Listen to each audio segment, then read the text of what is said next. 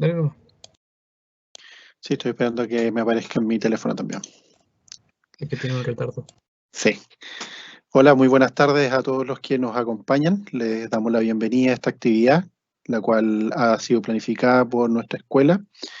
En esta oportunidad les agradecemos al profesor César Galindo, quien gentilmente ha aceptado nuestra invitación.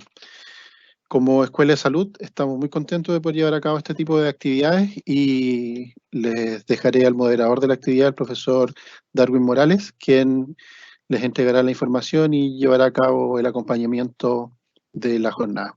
Que tengan una muy buena tarde y les reitero mis saludos y mi agradecimiento por compartir con nosotros esta actividad. Hola, hola, muy buenas tardes. Sean todos bienvenidos. Como Duoc nos complace saludar a cada uno de los asistentes a esta primera clase magistral de una serie de charlas que hemos preparado como carrera de informática biomédica para todos ustedes. En esta ocasión la conferencia está titulada Tiempos de pandemia, la prueba de fuego para los registros clínicos electrónicos, hacia dónde debemos avanzar y las mejores estrategias para integrar la información de los usuarios.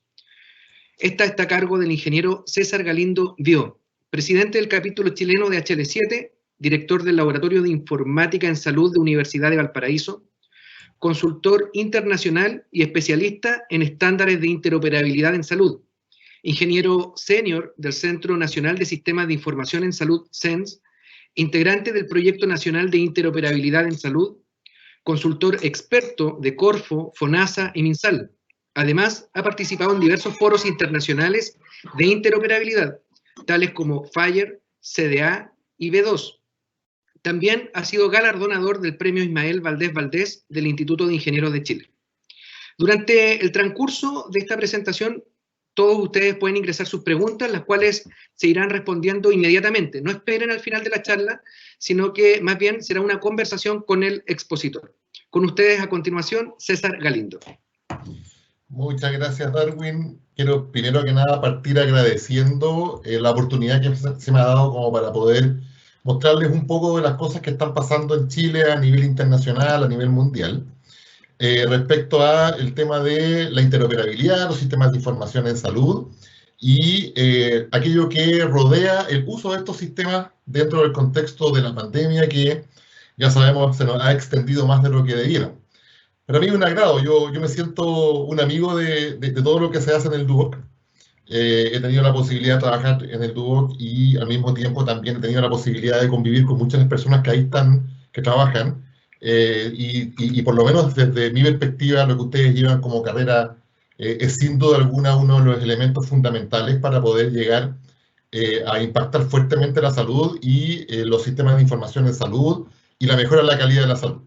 Y precisamente agradeciendo es que el tema que quiero tratar con ustedes está relacionado con lo que desde el punto de vista del Duoc ha sido una de las llaves como para poder empezar a abrir el mercado y eventualmente impactar a nivel nacional en temas relacionados con la informatización y la mejora de la calidad de la salud desde el punto de vista de la información.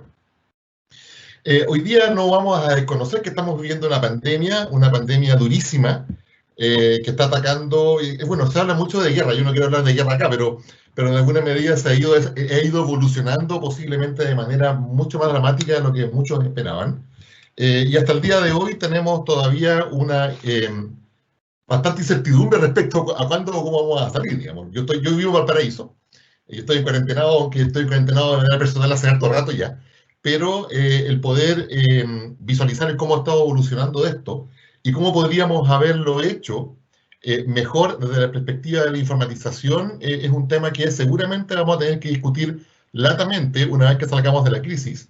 Y ahí yo esperaría una participación bastante voluntariosa de todos los actores que hoy día conviven a nivel nacional.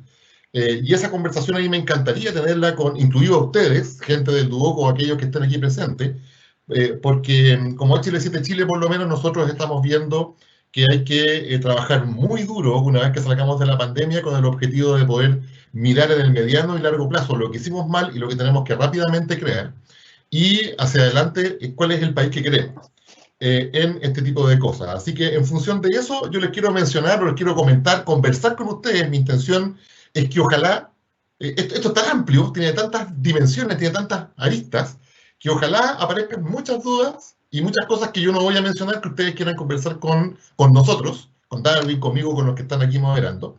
De manera que no tengan ningún problema en hacer todas las consultas que quieran para poder ir debatiendo, discutiendo, porque el tema es tan rico en información y en cosas que uno podría soñar que podrían ser, que podríamos estar hablando un día entero, pero tenemos solamente 2 horas.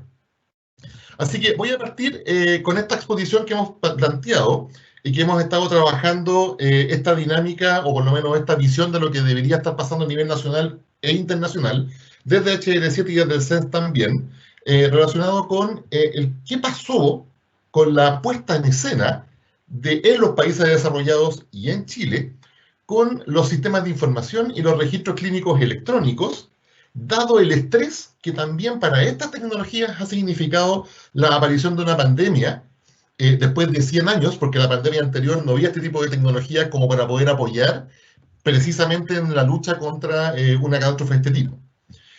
Entonces, dado eso, vamos a partir primero que nada, para aquellos que no están derechamente metidos en esta área, abriendo un poco el espectro, abriendo un poco las mentes de todos ustedes, con el objetivo de poder entender qué significa el que hoy día podamos tener en nuestras mentes el que informatizar, o el hecho de informatizar significa un aporte para la salud. Siempre parto, con todas las charlas que yo hago, parto con esta diapositiva, y pues tal vez alguno la ha visto, pero si es así, comprenderá que no puedo obviar esta diapositiva. La Organización Mundial de la Salud define la salud como el estado completo de bienestar físico y social de una persona. Así es como se define salud. Así que yo, al leer esto, me siento enfermo de inmediato. Ya me di cuenta que no estoy sano. Si esa es la definición, eso quiere decir que nadie está 100% sano, siempre le duele algo. Posiblemente el Superman que está ahí, que es el Superman que está con los calzoncillos afuera del pantalón. Él sí es una persona muy sana, a menos que esté cerca de la kriptonita. A pesar de que tenía varios traumas, Superman, traumas internos, tenía conflictos internos. Así que posiblemente ni siquiera él es 100% sano. Y eso, precisamente, es una de las razones por las cuales la salud ha sido uno de los factores de impulso social y tecnológico desde épocas antañas. Si uno revisa las escrituras en piedra y en papiro que existen relacionados con manejos de salud, registros clínicos, uno va a poder remontarse hasta Imhotep en los egipcios, por ahí por el 5000 antes de Cristo, en donde ya aparecen los primeros registros clínicos electrónicos, no, electrónicos no, los primeros registros clínicos escritos en papiro. Entonces, la salud ha sido sin duda alguna uno de los elementos fundamentales como para poder desarrollar la sociedad. ¿Cuál es el problema de la salud? En la medida que empezó a evolucionar las sociedades, se hicieron más igualitarias, y por lo tanto las demandas de la población comenzaron a ser cada vez más pujantes, nos encontramos con que el aumento poblacional y por lo tanto la presión sobre los sistemas de salud de los gobiernos, de los estados, se hizo cada vez más grande, y el problema de la salud se convirtió en un problema de eficiencia. No es para nadie desconocido que salud es incrementalmente un gasto fuerte para el Estado. De hecho, en Chile, bueno, Chile es un país excepcional porque nosotros habíamos apostado hasta hace unos 10 años atrás, un poquito más incluso, un poquito menos, perdón, habíamos apostado que el sistema de salud nuestro era paliativo, lo cual ya quedó absolutamente demostrado que eso no es lo más adecuado. El sistema de salud debiera ser preventivo. Y si es preventivo, eso quiere decir que tú pones mucho dinero en las etapas primarias de salud de las personas, de manera de evitar población enferma y por consiguiente población que requiere mucha inversión para poder darle asistencialidad. Entonces, pero aún así, nadie desconoce que la salud a nivel mundial es algo caro, es muy caro. De hecho, en Chile pasamos violentamente en los últimos 20 años de tener un 6%, un 4%, un 6%, un 8%, un 12%, y posiblemente vamos a llegar en esta misma dirección en unos 10 años más a un valor cercano al 20% del Producto Interno Bruto asociado a salud. Y por lo tanto, el apuntar a la eficiencia para que ese dinero puesto en salud de verdad llegue a las personas es un factor fundamental. Y no podemos desconocer que a pesar de que los presupuestos en salud han ido aumentando y la tecnologización de la salud también ha ido aumentando, aún así uno ve escenas sin la pandemia. Uno ve escenas en invierno de colapso en los sistemas de salud y de gente esperando, gente enferma en recintos pequeños como las urgencias, en donde se produce mucho más contagio. Y tampoco es desconocido que en algunos casos, de hecho el año pasado fue muy bullado, de hecho aquí en el mismo FLIC se hacían protestas, que hay escasez de recursos como para poder atender de manera adecuada a las personas. Entonces, claramente poner foco en la eficiencia hoy día es importante.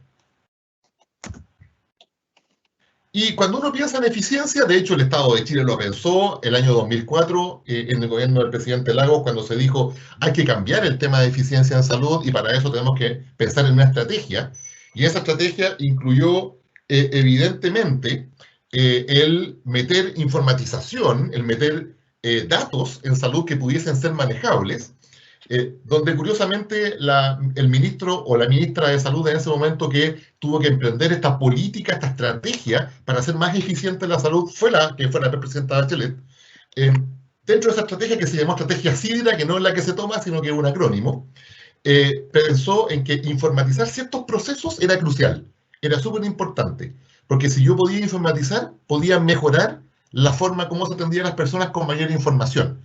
Todavía en el año 2004, el paradigma de la salud chilena, y en general en todo el mundo, seguía siendo médico-centrista.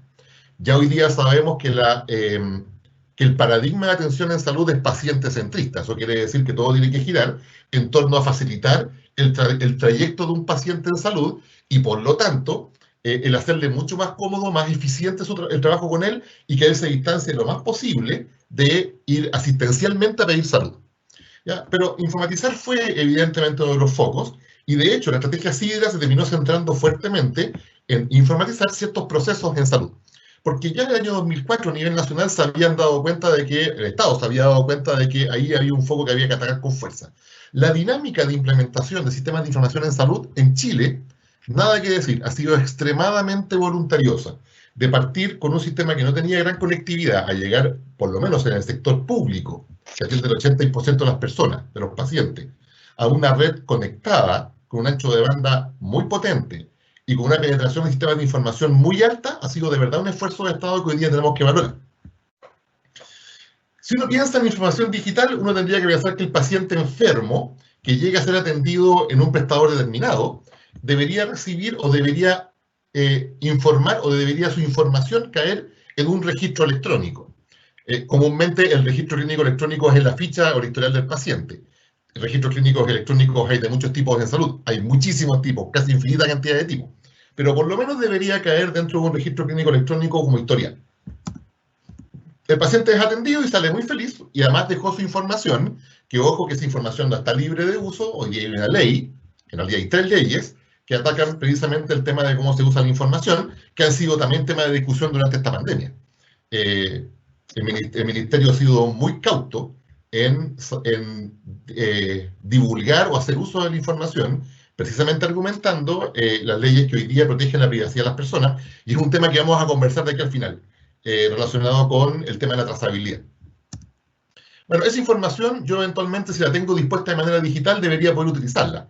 Debería poder utilizarla para, a través de ella, sacar datos que me puedan servir para dar una mejor atención a ese paciente, si es que estamos hablando de uso primario de la información, o eventualmente para poder usar información crucial para poder determinar estrategias de salud pública o de investigación, en el caso de que quiera usar esa información dentro de un grupo poblacional, haciendo uso de uso secundario del dato. Así que si el paciente en realidad se mueve, porque el paciente tiene todo el derecho de moverse como quiera, porque es libre, posiblemente va a ser atendido más de un recinto de salud, más de un prestador, dejando su información ahí, pero si esa información fuera accesible, de manera de poder darle mejor atención al paciente, entonces yo podría procesar información. Y esa información procesada permitiría que el médico sea un médico feliz. No hay nada más virtuoso para un médico que un paciente que le cuenta su historia y que no le pasa lo mismo que al Dr. House, en el cual todos los pacientes terminan mintiendo. El Dr. House al final era que todos los pacientes mentían. No pasa eso comúnmente en la sociedad, los pacientes no siempre mienten, pero sí son extremadamente olvidadizos de sus secuelas o de sus antecedentes clínicos. Por lo tanto, los médicos tienden a pedir muchos exámenes y a buscar información donde en realidad no existe. Si tuviésemos la historia de los pacientes guardada y posiblemente la pudiésemos consultar, entonces el médico tendría mucho más antecedentes para tomar mejores decisiones clínicas sobre los pacientes. ¿Cuál es el problema de lo anterior? El problema de lo anterior es que eso implica que para poder y implementar un sistema que permite integrar la información de todos los prestadores que en algún momento han sido prestadores de un paciente en específico. Eso implica entonces que los sistemas de información que guardaron su información tendrían que poder conectarse con un sistema de consultas, por lo menos.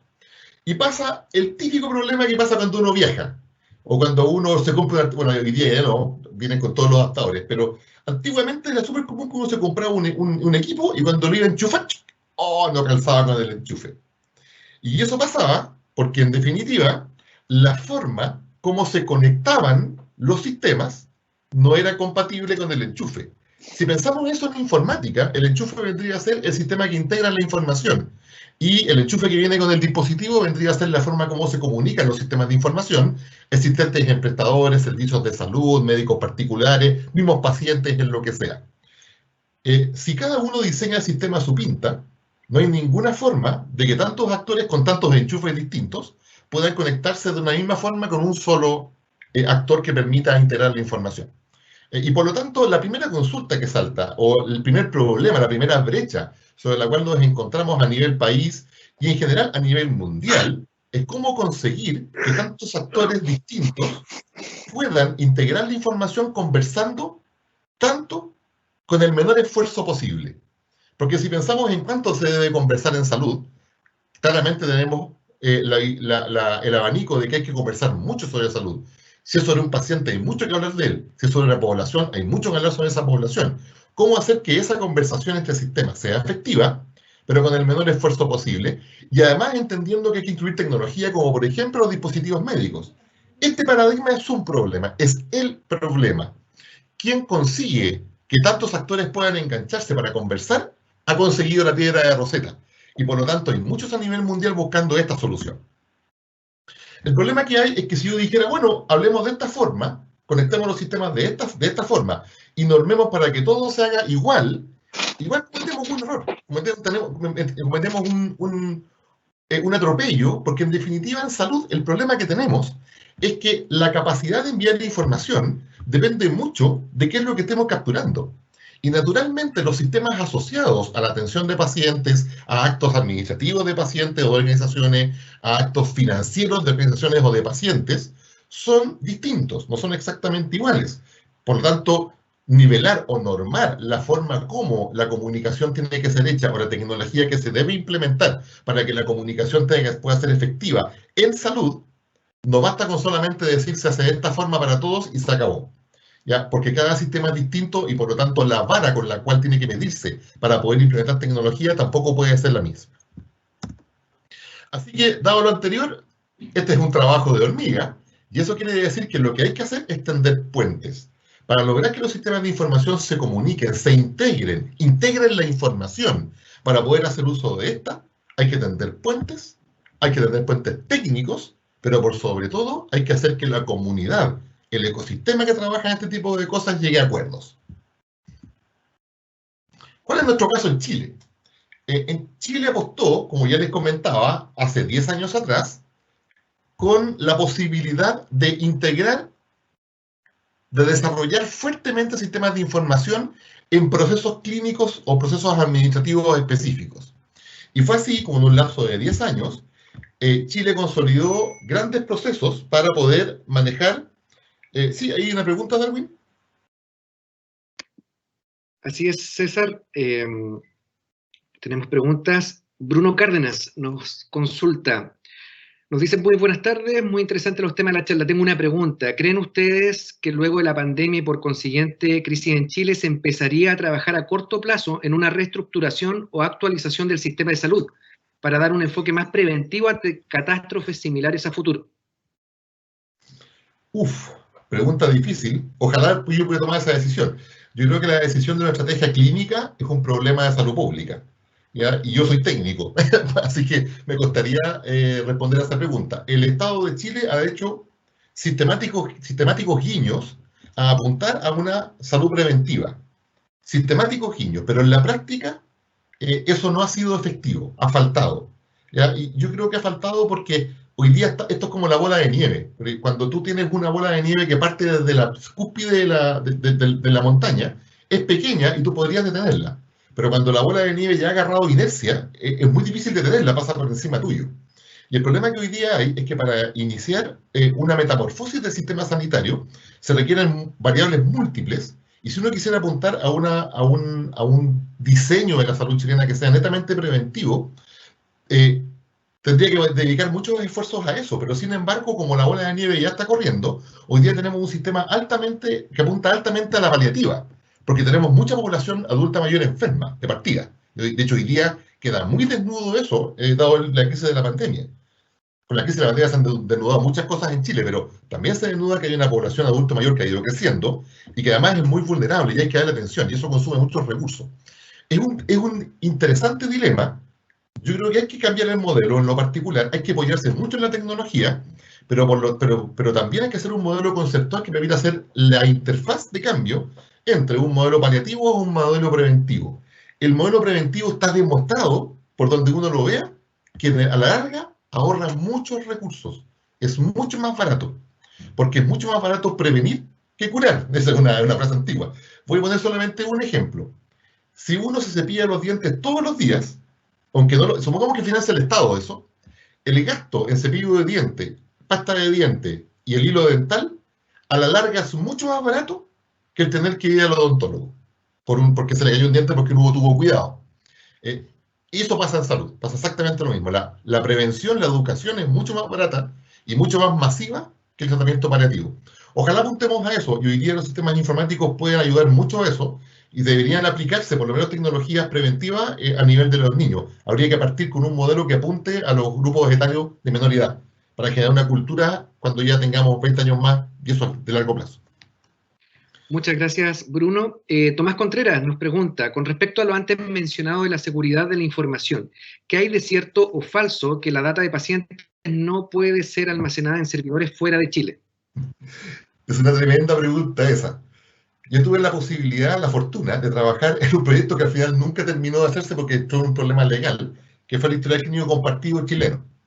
El MinSal partió en 2018 un proyecto que permitía hacer exactamente lo que mostré en este dibujo, que estaba bien hecho, en el cual se integraba la información a nivel de MinSal, de manera tal que cualquier médico de la red pública que tratara a un paciente podría tener sus antecedentes clínicos en formato digital. Y ahí, antes, el proyecto fue muy bien estructurado, yo lo reconozco, estuvo muy bien llevado, y ese proyecto abrió un grupo de trabajo que se llamó el Grupo Técnico Legal, donde yo tuve la fortuna, porque de verdad me sentí afortunado de poder participar en ese grupo también. Y ahí habían abogados, los abogados tienen una dinámica de trabajo muy distinta a la de los ingenieros, pero muy entretenida, son bien puntuales y son bien metódicos en trabajar. Uno diría que los ingenieros somos cuadrados, pero ellos también son bastante cuadrados en su forma de actuar. Y ahí vimos las leyes que hoy día existen, que son la Ley de Derechos y Deberes de los Pacientes, la Ley Ricaurte Soto y las leyes constitucionales que permiten el acceso a la información. Y la respuesta es sí, pero no, porque es un mito. Hay un mito que dice no se puede guardar información en extranjero, por ley, lo cual no es cierto.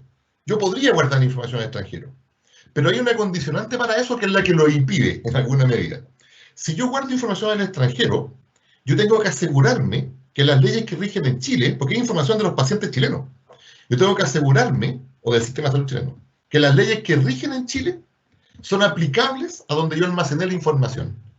Entonces, si por alguna razón yo guardo todo el registro clínico de los pacientes, el historial de los pacientes chilenos, yo lo guardo en Google, en Arizona, yo tengo que estar seguro de que ahí se cumplen mis leyes. Y yo no estoy seguro de eso. De hecho, tengo cero seguridad de que por alguna razón el gobierno norteamericano decide escudriñar las bases de datos de Google, que todos sabemos que ellos siempre las abren. Por lo tanto, si eso pasara, yo tendría como paciente, como persona natural de Chile, todo el derecho de demandar al Estado por el incumplimiento de la ley. Entonces, ¿se puede guardar en extranjero? Sí, pero siempre y cuando se cumplan las leyes locales, así que en alguna medida no. No sé si eso responde a la pregunta. Muchas gracias, Tomás. Cristian Cortés nos consulta, la promoción y prevención de la salud es fundamental. Por esto mismo, ¿qué falta en Chile para que las personas puedan acceder a terapias digitales desde sus hogares? ¿Las TIC y HL7 Fire son las claves?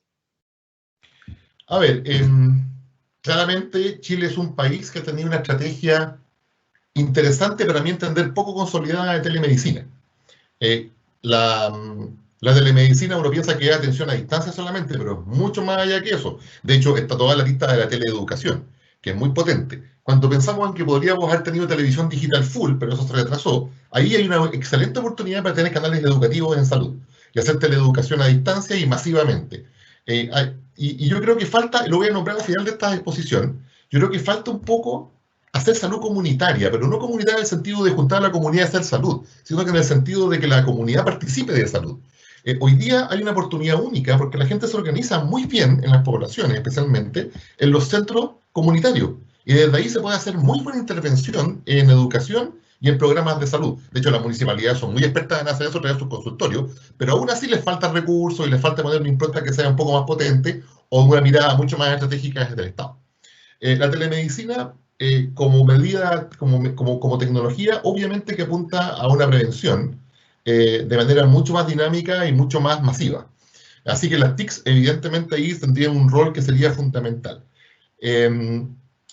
HL7 Fire, aquí no lo voy a nombrar en realidad en esta exposición, pero la verdad es que HL7, para los que no saben, es una organización sin fines de lucro. Chile tiene su capítulo local, nosotros le rendimos cuenta a HL7 Internacional, y lo que hace HL7 Internacional es que promueve la creación de estándares para el intercambio de información en salud. Ese es su foco.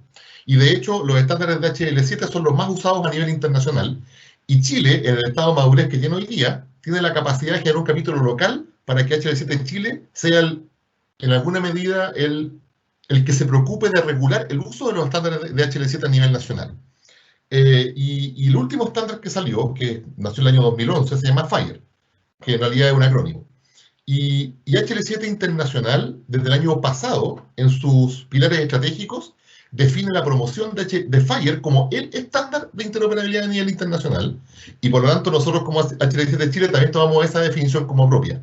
Así que definimos el uso de FHIR como el estándar para usarse en Chile para intercambio de información en salud. Y la razón es relativamente simple. Es muy fácil de implementar y es barato de implementar.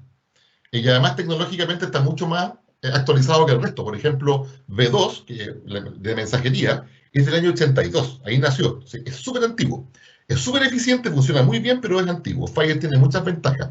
De hecho, la F es de fast, porque se puede implementar rápidamente. Así que, en realidad, la medicina preventiva, la tecnología puesta en medicina preventiva, es una serie de cosas que hay que mezclar. Y es por eso que se requiere que especialistas se formen para eso y aporten al país. Y ojalá el Estado escuche precisamente las opiniones que todos los técnicos puedan entregar, de manera de consolidar estrategias duras, muy bien estructuradas y de mediano y largo plazo.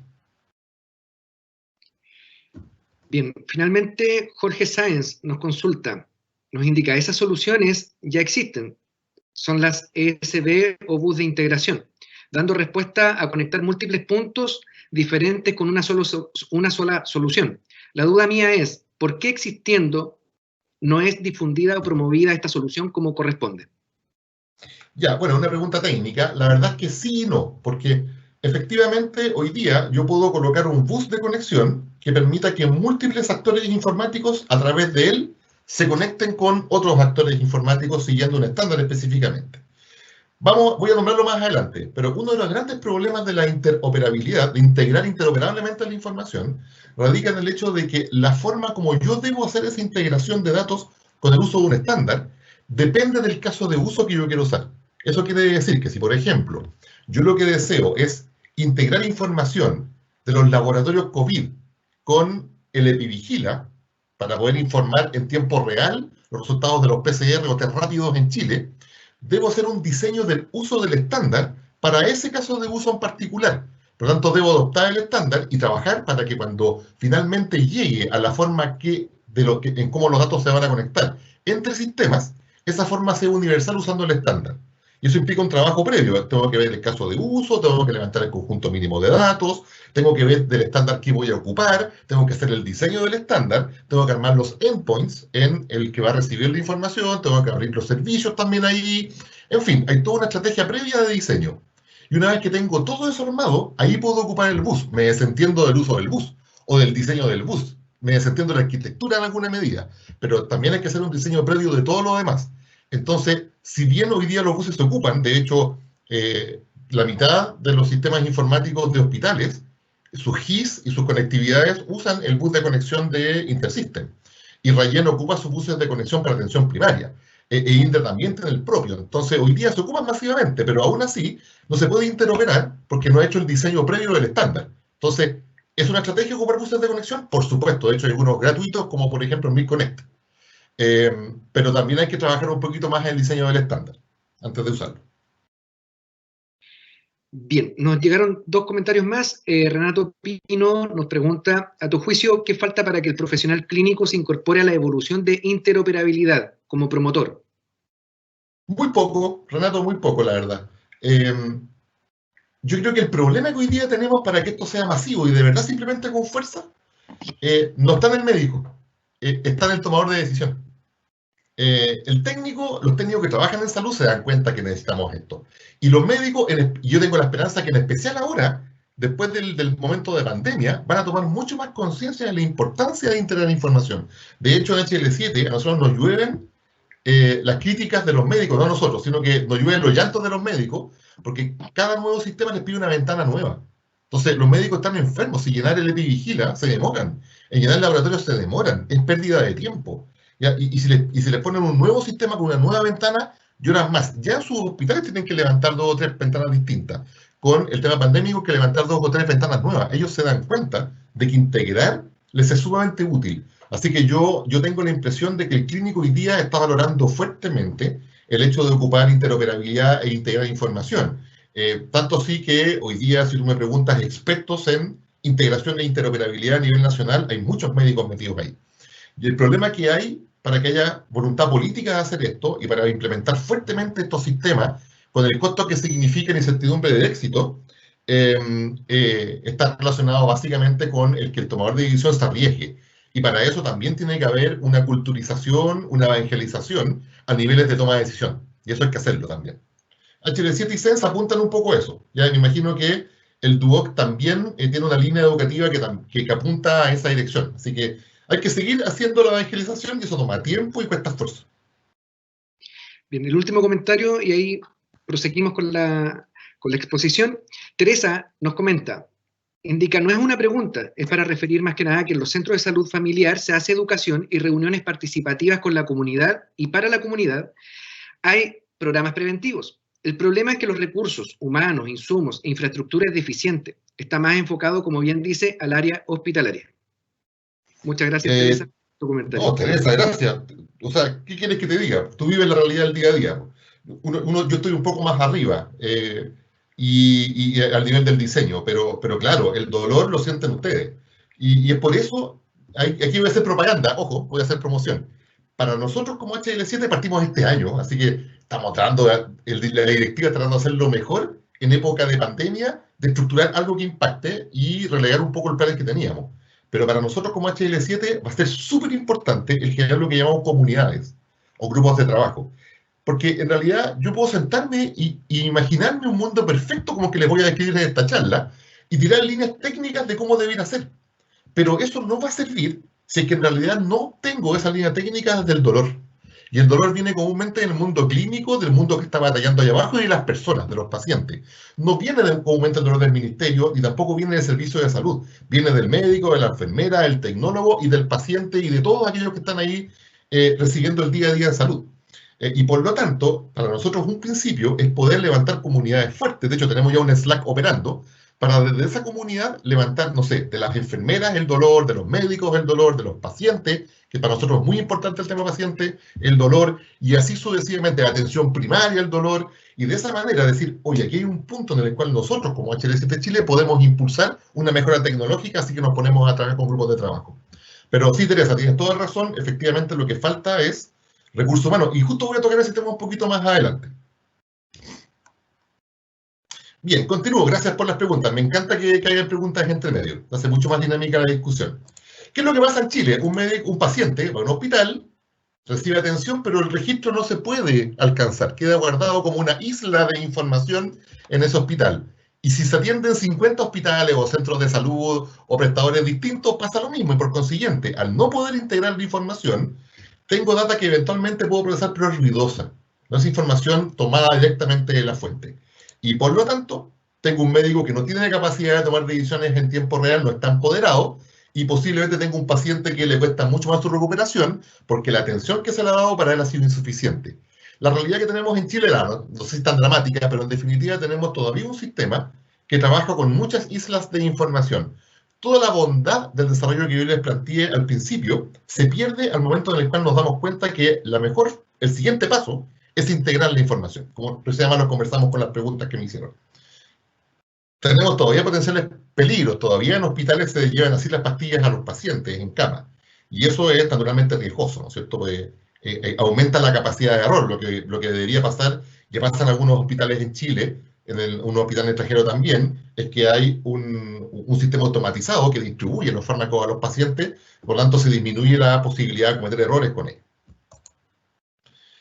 Bueno, y para alcanzar todas esas maravillas que uno piensa que deberían pasar, hay que tener algunos habilitantes, y aquí es donde nos encontramos con problemas en Chile. Y esos habilitantes son el contar con una arquitectura sólida, y la verdad es que en general Chile tiene una infraestructura muy buena, y una arquitectura montada con buses de conexión, como recién conversábamos, algunos interoperables incluso. Así que yo diría que en la arquitectura hoy día no estamos mal, tenemos arquitectos además en Chile, dentro del MinSal, de FONASA, en la industria. Hay que avanzar en la seguridad porque hay que diferenciar seguridad de confidencialidad. Yo pienso en la seguridad como el sistema de seguridad para que nadie pueda hackearme algo y obtener información, pero al mismo tiempo también veo la dimensión de la persona, en la cual veo ahí la confidencialidad y por consiguiente el consentimiento informado que el paciente tiene que dar. Pienso en el capital humano. Ese es otro pilar, otro habilitante que recién lo conversábamos, con la pregunta que hizo Teresa, relacionado con el hecho de que sí, hoy día lo que nos falta para dar estos saltos cuantitativos es tener mucha más gente haciendo punch. Los estudios que hicimos para formar el CENS el año 2016, que además venían de los informes que se habían pedido del extranjero, arrojaban que en Chile había alrededor de 2.000 o 3.000 expertos en esta área, donde la mayoría de ellos eran expertos que se habían formado de manera empírica, trabajando en el medio. Informáticos que estaban trabajando en hospitales y que después de años trabajando ahí tenían una potencia técnica muy interesante. Personas que se han dedicado a estudiar esto, de los 2.000 o 4.000 que hay hoy día, o tal vez un poquito más, ¿no es cierto?, han pasado los años, habían menos de 1.000.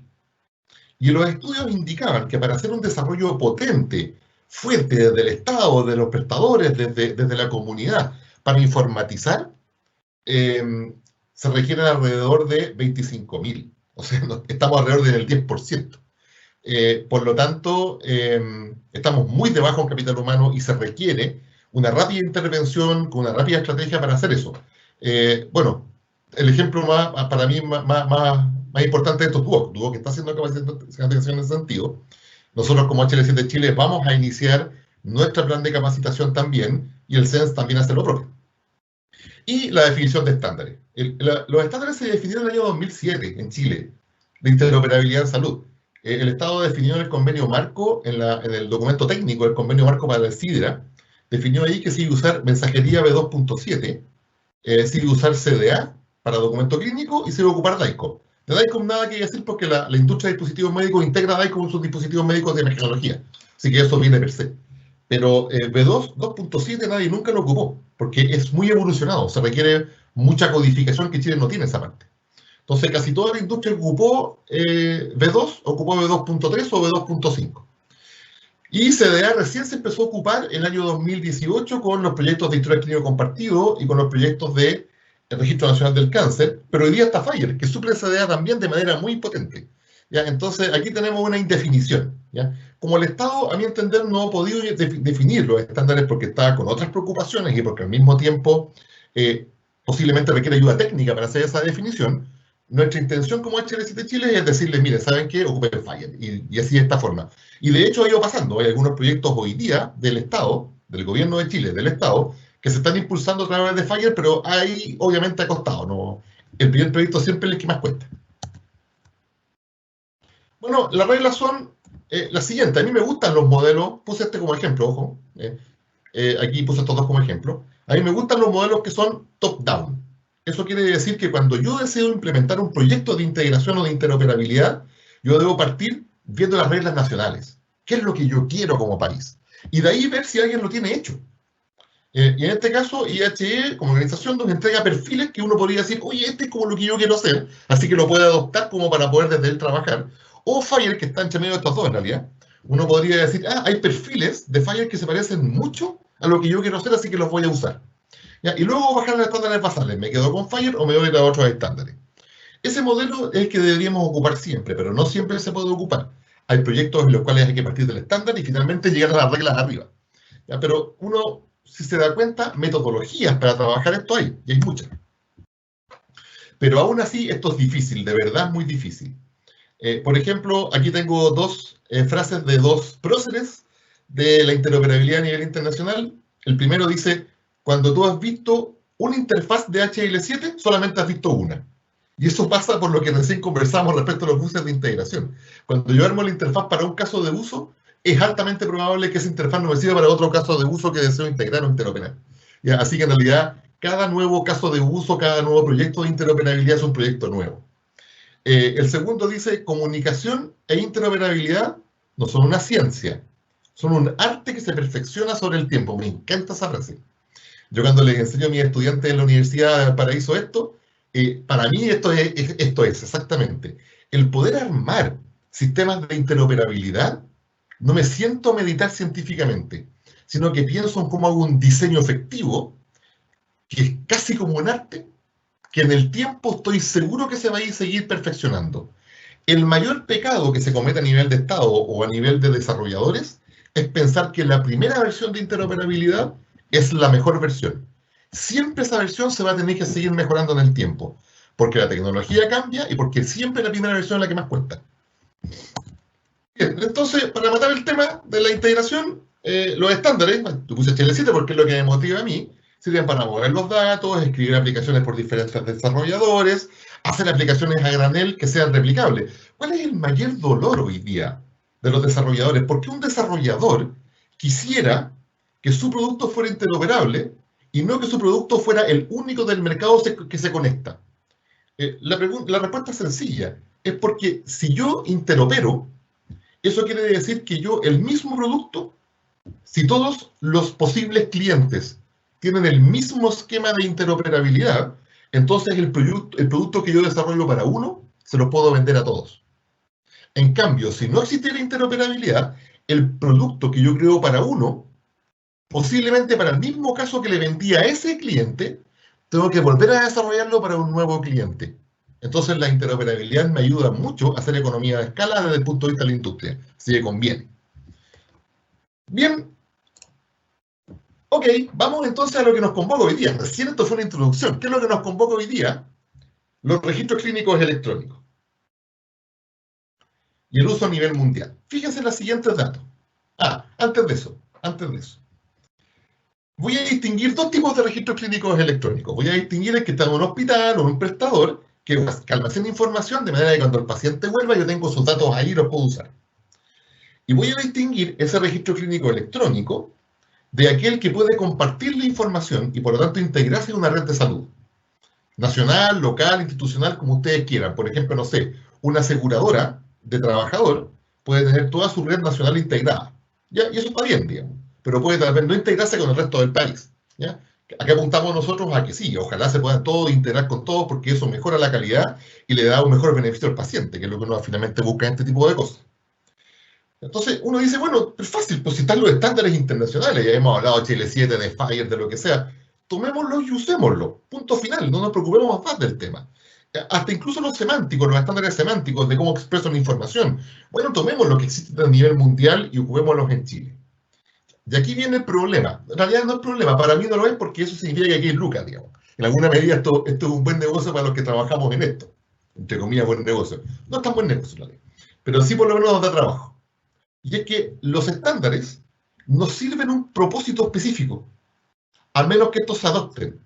Eso quiere decir que si, por ejemplo, yo lo que quiero es integrar la admisión de urgencia con el sistema de epicrisis de urgencia, cuando el paciente lo admito y tengo, no sé, tengo, por ejemplo, su categorización, entonces en la admisión mando esos sistemas de epicrisis de urgencia para que cuando sea llamado el paciente yo tenga ya sus antecedentes de llegada. Si hago eso, supongamos que digo, ok, veamos cómo lo hicieron los gringos. Y voy a Estados Unidos y veo un sistema que ocupó HL7 Fire para hacer esa misma conexión. Ya, lo tomo y lo voy a ocupar. No funciona. no funciona por varias razones. Los que trabajan en salud lo saben mejor que yo. La salud es súper cultural y por lo tanto, la información que yo aquí en Chile voy a manejar para ese caso de uso es altamente probable que no sea la misma que ocuparon los norteamericanos, los ingleses, los argentinos, quien sea. Podré tomar el modelo y ocuparlo, sí, pero el estándar no lo puedo ocupar tal cual ellos lo usaron. Tengo que tomarlo y adoptarlo para mi caso de uso local. Eso implica que hay que trabajarlo, hay que diseñarlo. Obviamente cumpliéndolo con los requisitos del estándar, pero yo debo trabajarlo por cada caso de uso. Y por lo tanto, no es tan simple como llegar y homologar. Los estándares no se homologan, se adoptan. Y también los semánticos, los que se expresan. Y eso es un problema en realidad, siempre ha generado un problema, porque por lo común, como son muy atractivos los estándares de interoperabilidad, muchos quieren usarlos sin saber cómo se usan, y eso termina produciendo que los estándares que se ocupan se convierten en engendros. De hecho, a mí me tocó vivir los primeros proyectos de interoperabilidad que hice, que partimos con V2, que terminamos con unos estándares de V2 así, pero hechos súper al lote, que no cumplían con el estándar, que poníamos datos donde no correspondían del estándar. ¿Funcionaba? Sí. Pero era un V2 así, pero súper poco V2, en definitiva.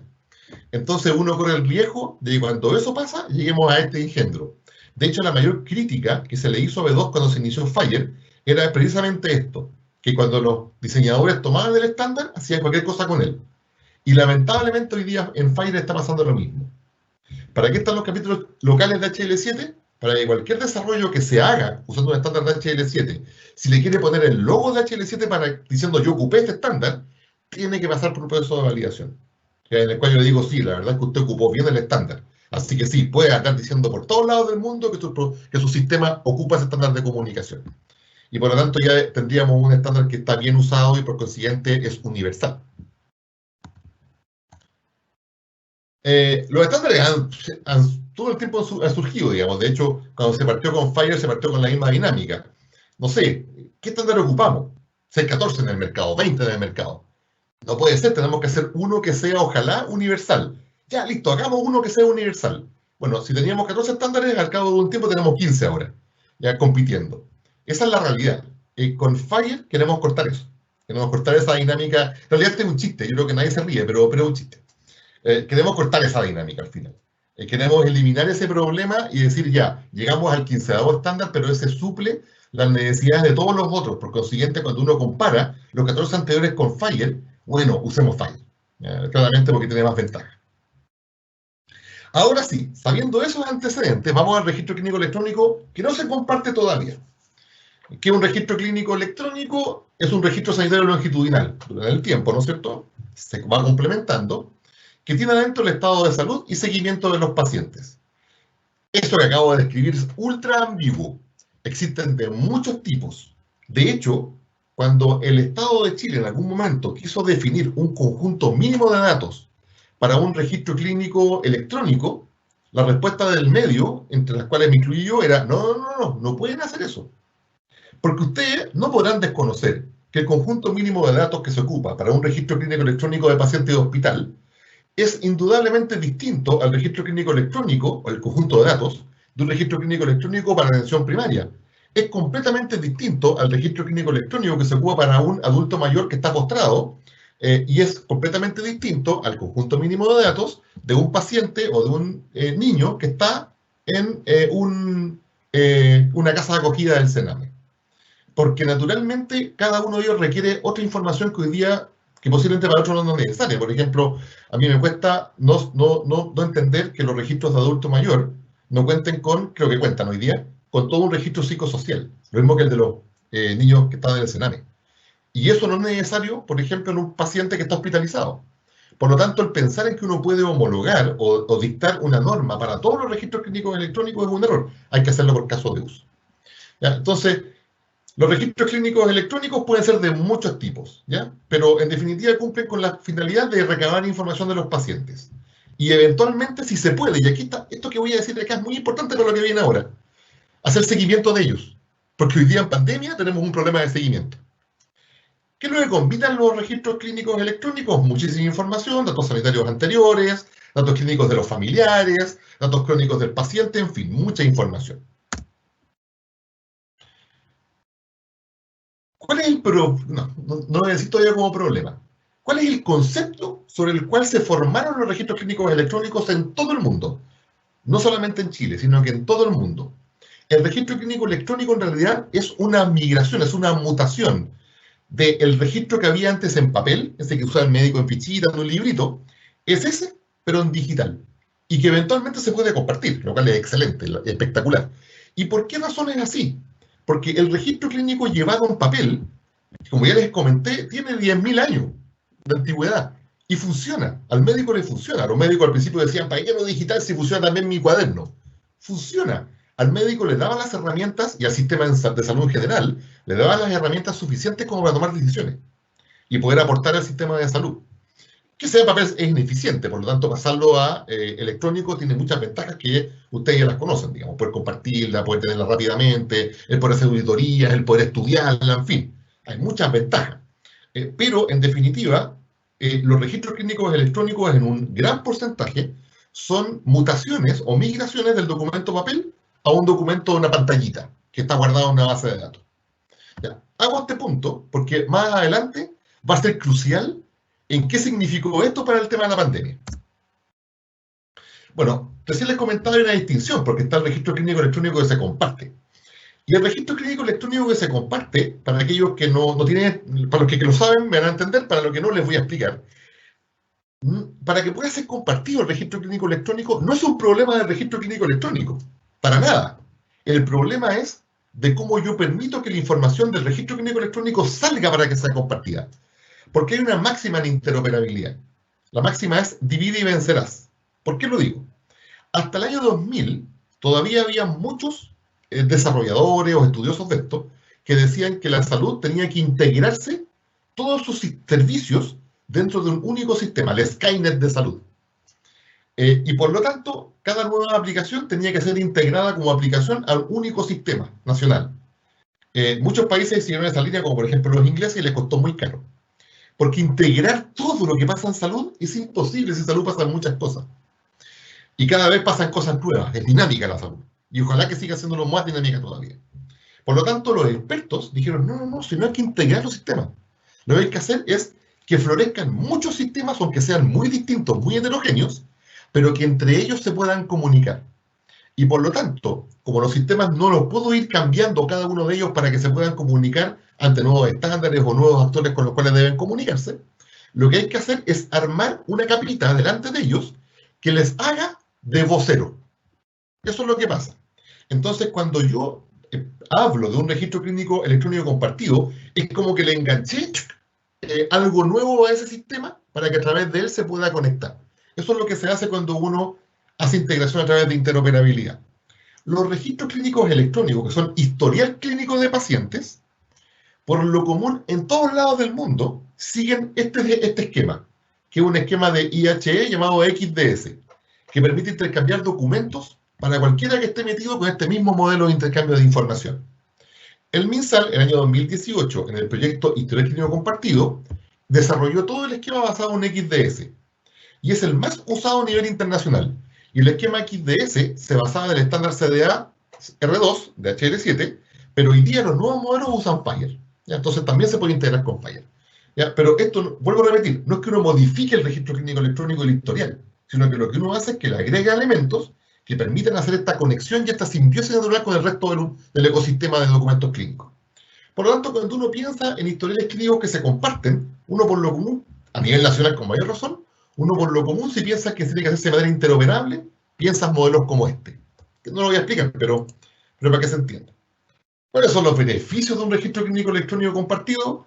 Acceso total a la información sanitaria de los pacientes, mejor capacidad de la toma de decisiones clínicas con los pacientes, disminuye los errores clínicos, mejora la calidad de atención. Imagínense, para el tercer punto, que yo pueda tener cuáles son los fármacos que el paciente hoy día consume. Si en general, cuando el médico receta, no tiene mucha claridad de lo que consume el paciente como fármaco, le consumió, y no sabe si de repente le receta algo a un paciente que le contraindica con el fármaco que consumió hace 2 meses atrás, o hace 1 mes atrás. Por lo tanto, disminuye los errores voluntarios e involuntarios. Digamos. De repente hay unos que son porque uno se equivoca, o de repente son porque no tienen suficientes antecedentes. Mejora la calidad de atención y eficiencia del proceso de la atención a los pacientes. Imagínense todo un proceso de, que hoy día se nos viene, que se nos viene feo eso, el proceso de reatención o de reagendamiento de listas de espera. GES. La gente hoy día no sabe su posición, no tiene muy claro el proceso. Imagínense todo eso sí normalizado, todo eso interoperado y por consiguiente acceso de todos los lados, del paciente, del médico, de todos. Eso, sin duda alguna, produce mejor atención y mayor eficiencia. Y por sobre todo, el último punto, empoderamiento de los usuarios. Si yo comparto la información, por la metodología que sea, yo permito que todos puedan acceder, según la ley, los accesos que esta ley entregue, a la información. El médico va a tener información en tiempo real, así que va a estar empoderado para atender a los pacientes. El sistema de salud va a poder tener información sanitaria para tomar decisiones en tiempo real, empoderada, tiempo real para poder aportar. El paciente va a poder ver su información y por consiguiente va a poder tener una discusión mucho más empoderada de su salud con los médicos. Por donde uno lo vea, el empoderamiento, no solamente el tener información de los usuarios, sino que el empoderamiento del manejo del dato más en tiempo real, pero es extremadamente importante y poderoso y el registro clínico electrónico compartido lo permite. Este es un mapita a nivel mundial de todos aquellos países que han tenido proyectos relacionados con registro clínico electrónico compartido con IHE-XDS. Y obviamente tenemos que en Norteamérica hay un alto grado de desarrollo, en Europa también hay un alto grado de desarrollo, en Asia tenemos países que han desarrollado, ¿ya? Pongo el ejemplo de Vietnam. Vietnam uno siempre lo mira menos porque está acostumbrado a ver cine norteamericano. Y uno piensa que en Vietnam está todavía ahí la media escoba. Y no, Vietnam es un país súper desarrollado. Y de hecho Vietnam hoy día cuenta con un registro clínico electrónico compartido a nivel nacional en FHIR. Arabia Saudita también ha hecho un proyecto en la última reunión de HL7 Internacional en Sydney a principios de este año. Los árabes presentaron el proyecto de registro clínico electrónico compartido nacional ocupando FHIR. Y tienen todo el desarrollo hecho, tienen todo el esquema armado y financiamiento. Bueno, tienen muchas lucas. También India participó por primera vez como comunidad local en la reunión. También presentó su proyecto nacional. ¿Ya? Sudáfrica, Australia, para qué decir, Nueva Zelanda no está acá, pero también tiene. Y aquí en Latinoamérica, Chile quiso y murió, Colombia quiso y murió, y Argentina va con un proyecto de historia clínico compartido en FHIR, que está también está ahí, está que sale. ¿Ya? Nosotros estamos congelados. Colombia, como les digo, partido y murió. Perú ha hecho tremendo esfuerzo. Yo estuve en Perú el año pasado, están trabajando fuerte, pero desde el punto de vista de la telemedicina. Y Brasil tiene desarrollo no del Estado, sino que desarrollo específico. ¿Ya? Entonces, si uno se da cuenta, en general en el mundo, en el primer mundo, como lo llaman algunos, hay un fuerte desarrollo. Rusia tiene un poco, pero no mucho. En Asia también, y en Sudamérica, lamentablemente, estamos muy atrasados. Aquí hay otra gráfica de cómo se está usando el estándar FHIR para desarrollos a nivel de país, que no son necesariamente de Estado, son a veces de particulares. Y una vez más, Europa y Norteamérica la llevan. India está full FHIR, está on FHIR. Asia, por supuesto, Australia y Nueva Zelanda fuertemente. Y en Sudamérica destacamos Chile y Argentina. ¿Ya? Uruguay se fue por el CDA. ¿Ya? Así que, si ustedes se dan cuenta, el desarrollo de registros clínicos electrónicos compartidos a nivel internacional está empezando a tener un florecimiento potente. ¿Ya? Y por lo tanto, uno podría vaticinar que el uso de estos recursos tecnológicos para enfrentar una catástrofe sanitaria como la que nos apareció en el horizonte y que nos cayó como una lluvia, era suficiente. Vamos a ver si efectivamente lo fue. Un poco de sensibilidad para cada uno de nosotros. Quería partir con estos datos, creo que vienen después, pero dije no, vamos a partir con algo más alegre como Superman. Pero la verdad es que la situación es dramática, es triste. Mucha gente dice, aquí voy a hacer una reflexión, mucha gente dice, oye, pero si igual se muere mucha gente de año por otras razones. Sí, está bien, pero hay 8.000 chilenos que tendrían que haber muerto por otras razones posiblemente y no por esto. ¿Ya? Eso quiere decir que tenemos 8.000 personas que murieron y posiblemente no tendrían que haber muerto en este periodo de tiempo. Y esa es la realidad. El COVID-19 de por sí no es una enfermedad infecciosa mortal. De hecho, por ser un COVID, es de las enfermedades que tiene una tasa de mortalidad reducida, entre comillas, ¿no? Siempre un 3% es alto, pero una tasa de mortalidad por el mismo COVID que no es que es reducida. El COVID desnudó cosas, demostró nuestra fragilidad. La gente muere, especialmente en Europa, bueno, en Estados Unidos también, en Europa empezó a fallecer masivamente porque el sistema sanitario fracasó, se cayó, se rompió. Y en Chile estamos en el borderline, estamos luchando contra eso. Claro, desde arriba se ve que hay números, pero todos sabemos los que trabajan, si hay médicos en el auditorio del día de hoy, o hay enfermeras, o hay gente que trabaja en salud, sabe perfectamente, yo trabajo en ingeniería biomédica, sabe perfectamente que un 5%, cambio, que un 95% de ocupación del sistema sanitario es lo mismo que cero disponibilidad. Eso lo sabemos. En la práctica hay disponibilidad, sí, pero es cero en el ejercicio práctico. En sentarse y poder mover un paciente donde hay una cama disponible y no poner al médico en la disyuntiva de a quién atiende o a quién le da prioridad. Entonces, y aún así, fíjense que en Chile hay que reconocer el sistema sanitario recibió una inyección de recursos que nunca se había visto en su historia.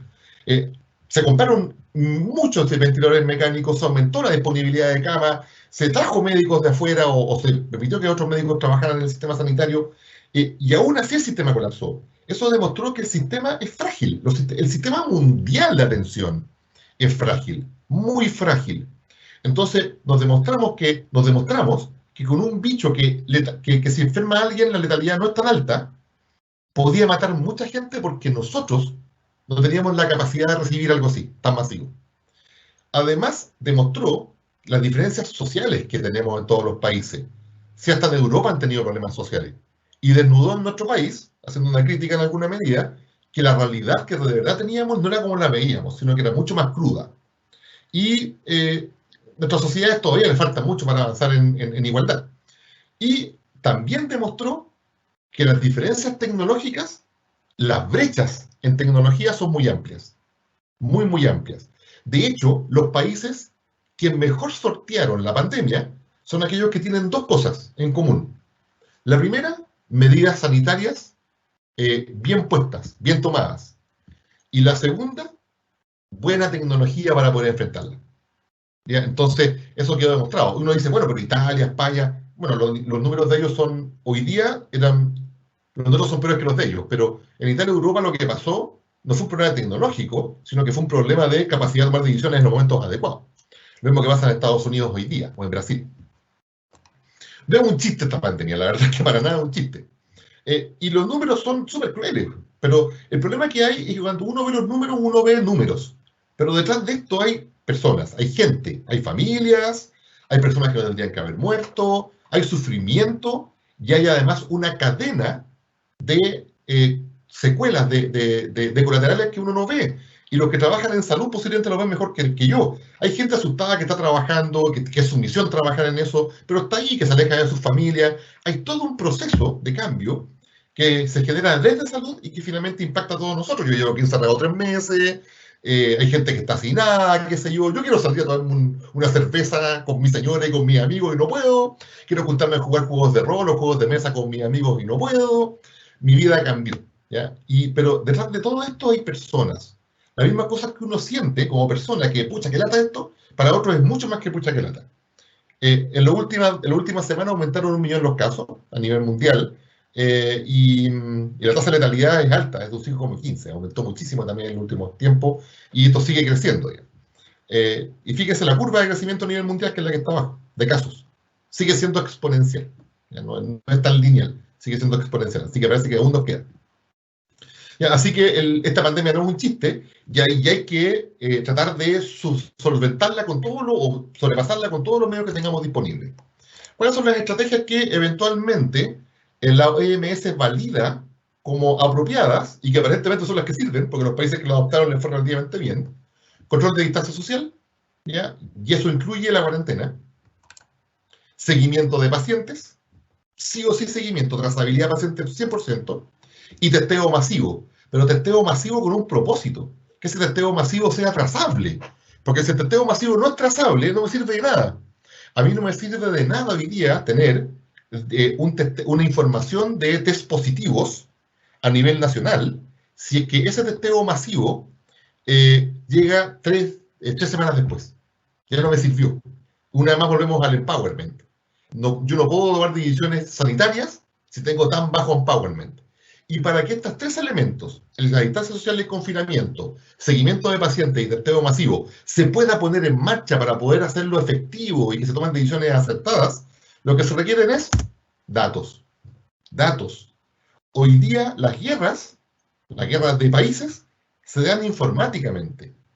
Y el combate de epidemias o de pandemias se hacen desde el nivel sanitario, teniendo información que permita tomar decisiones estratégicas adecuadas y en tiempo adecuado.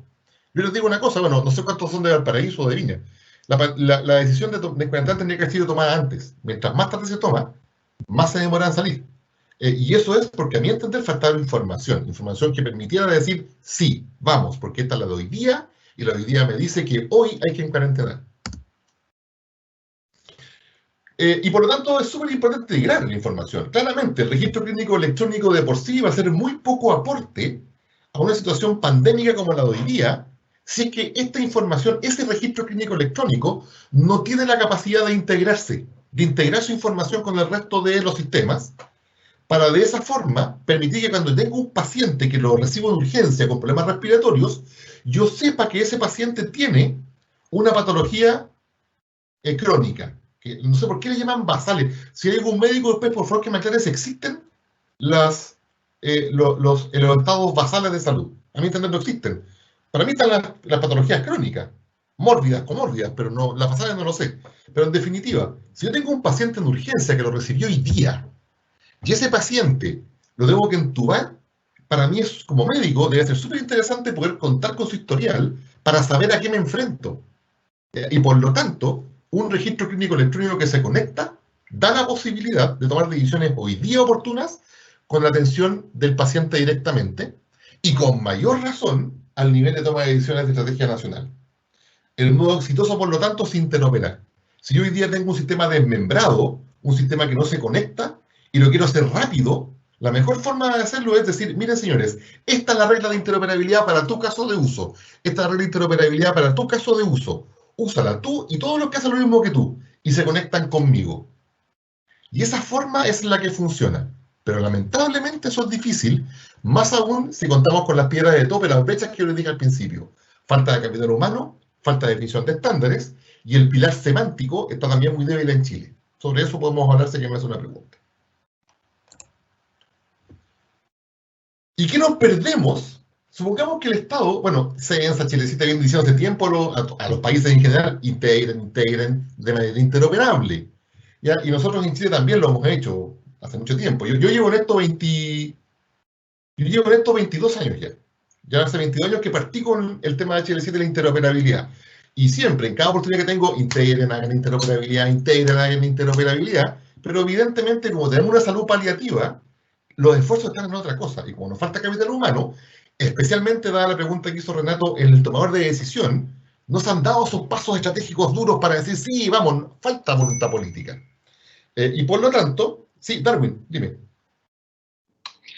César, tenemos preguntas. Acá nos preguntan qué perfil debería tener el profesional para poder trabajar en estos temas. Uy, la pregunta es muy amplia. ¿Por qué razón? Pero es muy válida en todo caso. ¿Por qué razón? Depende. Porque yo podría decirte hoy día que para poder aplicar perfiles que permitan un potenciamiento duro de todo lo que significa tecnología de la información en el sistema sanitario, yo debo entrenar o debo tener perfiles desde técnicos programadores hasta abogados. Y por lo tanto, lo que falta en Chile, pero ojo, lo está generando el CENS, le he hecho harto reclamar al CENS, CENS generó todo un modelo de competencias a nivel nacional para TIC en salud y está generando perfiles profesionales para TIC en salud. ¿Ya? Y ahí, como te digo, están las competencias armadas, tenemos que tener un profesional que sepa tomar la decisión, de TIC en salud, un abogado, por ejemplo, que tome decisiones o que sepa cómo enfrentarse ante problemas legales en TIC en salud. Les pongo un ejemplo.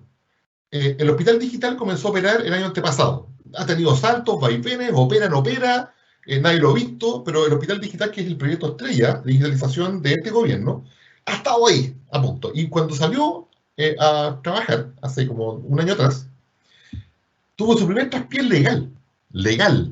Ahí murió el tiro. ¿Por qué razón? Una señora quería ser trasladada a Santiago, era del sur. El médico le dice, mira, la verdad es que sí, es conveniente que te traslade, pero voy a pedir una segunda opinión médica. Y la pidió por telemedicina, por teleconsulta. La segunda opinión médica, los expertos a distancia dijeron, no, no hay que trasladarla, así que se canceló su traslado. La persona, el paciente, la paciente, demandó, puso un recurso de protección, diciendo que ella tenía derecho a ser trasladada para que se mejorara. Y el juzgado sentenció que debía ser trasladada porque en la legislación no se consideran opiniones médicas a distancia. Entonces, ya ahí tuviste un problema legal. ¿Ya? Eso es un problema que se puede solucionar si es que tiene gente experta en eso. Entonces, hay que generar competencias para toda el área y desde ella ir generando perfiles para todas las áreas que sean requeridas. Pero se está trabajando a nivel país. Bien, Teresa nos pregunta, ¿qué sucede con la ley 20.584 sobre la restricción de la información? A ver, la ley de derechos y deberes de los pacientes es súper crítica y dice, mira, la verdad es que yo no puedo divulgar información si es que no tengo consentimiento informado de los pacientes. ¿Ya? Eso quiere decir que yo no puedo, y está súper bien, obvio, yo no puedo divulgar información de ningún tipo si es que no tengo una aprobación del paciente. Hay excepciones, y las excepciones son de nivel constitucional. Y hay una ley constitucional que dice que yo puedo usar información de pacientes o de personas siempre y cuando sea por un bien superior. ¿Ya? Y ahí está la parte de la leguleya, porque ¿qué se entiende por bien superior? No está muy claro. Y esa es la razón por la cual el Estado puede usar toda la información que puede recabar para hacer uso secundario para tomar decisiones sanitarias. Y al mismo tiempo, esa es la razón por la cual un médico, si a ti te atropellan o lo que es a mí, para personalizarlo, yo saco de aquí vasos que vienen por arriba y me llevan al hospital, el médico puede ver mi ficha, o el tecnólogo, o la enfermera que me está atendiendo, o la paramédico que está atendiendo, pueden ver mi registro clínico electrónico y pueden ver mi información personal, porque como yo no tengo conciencia, ellos están actuando en un bien superior. ¿Ya? Pero en causas normales no se puede divulgar ningún tipo de información que permita personalizar o identificar a las personas. Y ahí entramos en un tremendo dilema que hemos tenido aquí en este país desde que partió la pandemia. A pesar de que algunos dicen que fue en realidad porque no querían, pero ¿por qué razón el Estado argumentó en algún momento no entregarle información de los casos de coronavirus a los alcaldes?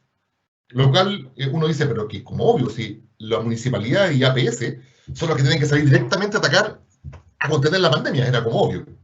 Y se ampararon precisamente la ley de derechos y deberes de los pacientes, porque la pregunta es cómo yo logro anonimizar el dato del paciente. Supongamos un caso específico.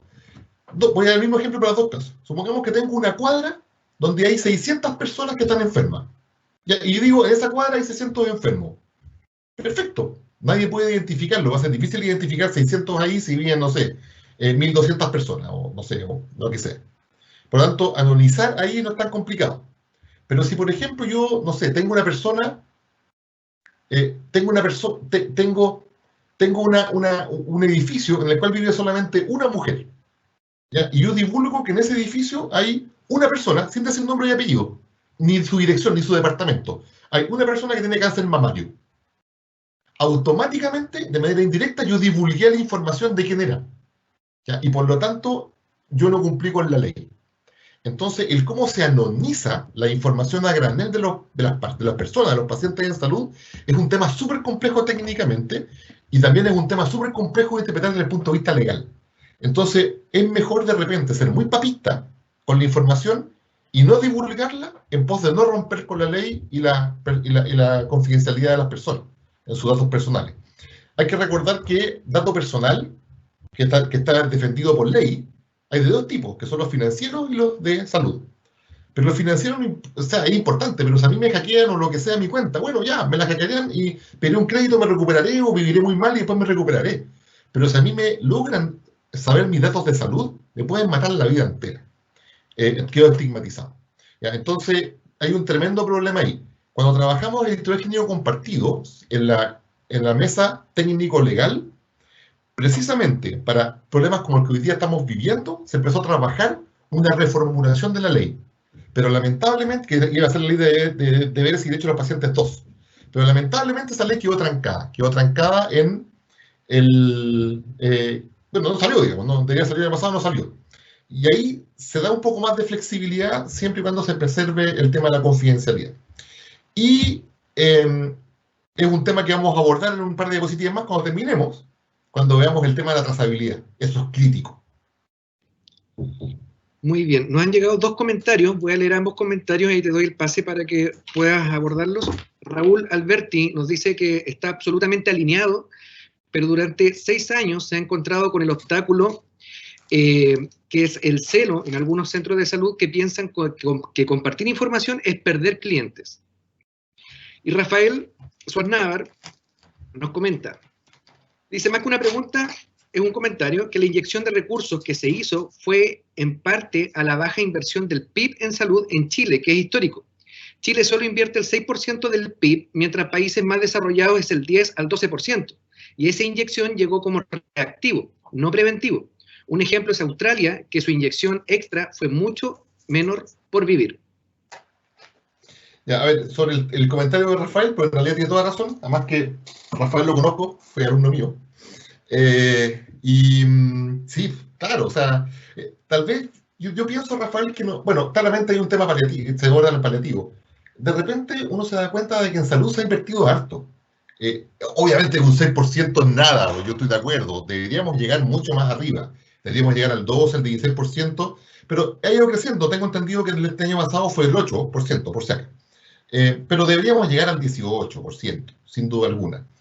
Pero también uno empieza a pensar, oye, somos un país pobre, si nos dimos cuenta hoy día que somos un país pobre.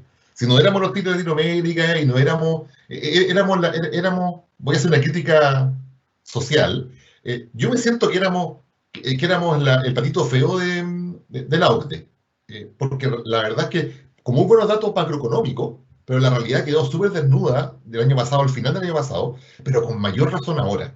Si la pobreza que tenía Chile, la diferencia que tenía Chile se está manifestando y uno se da cuenta con la muerte, donde las comunas que tienen más muertes son aquellas en las cuales hay mucha más pobreza, y no un problema hoy día de acceso, sino que es un problema de cómo la salud no ha sido capaz de responder a esas personas. Entonces sí, completamente de acuerdo, pero también critico que ese 6% da la impresión que, pero ahí voy a hacer una crítica casi personal, tal vez sin base, no ha sido tal vez bien enfocada. De hecho, cuando yo he visto lo que se ha gastado en TI en salud en los últimos, para no particularizar un solo gobierno, en los últimos 4 o 5 gobiernos, yo creo que no ha sido bien gastada. ¿Ya? Han habido errores. ¿Por qué razón? Y ahí me engancho con la primera pregunta que se hizo, porque efectivamente pasa eso. Esa pregunta a mí me da el punto de decir, sí, falta capacitar a los tomadores de decisión. Falta poner ahí eso. Porque si ponemos a los tomadores de decisión mayor capacidad de tomar decisiones informadas en base a tecnología, en base a ventajas y desventajas, ellos sin duda alguna van a apuntar a hacer lo que más les conviene.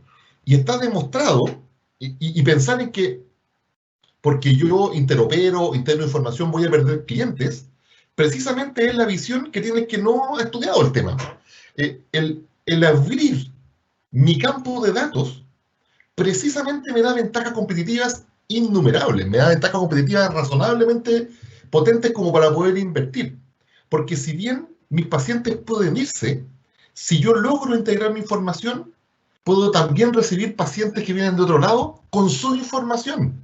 Si yo le digo, mira, yo abro la interoperabilidad, si quieres te vas, pero al paciente que es de otro lugar le digo, ven para acá, yo te atiendo y además sé qué pasa con tu salud, así que voy a ser mucho más eficiente con el uso de tu salud para que tú seas mejor atendido. Hay una máxima en la industria que fue la que convenció, si no fuera así, para cerrar el caso, IHE, que es una organización que se encarga de armar casos de uso de interoperabilidad para levantarlos como norma, IHE está compuesto por toda la industria del sistema de información en salud mundial. Entonces uno dice, pero ¿cómo? Contradictorio.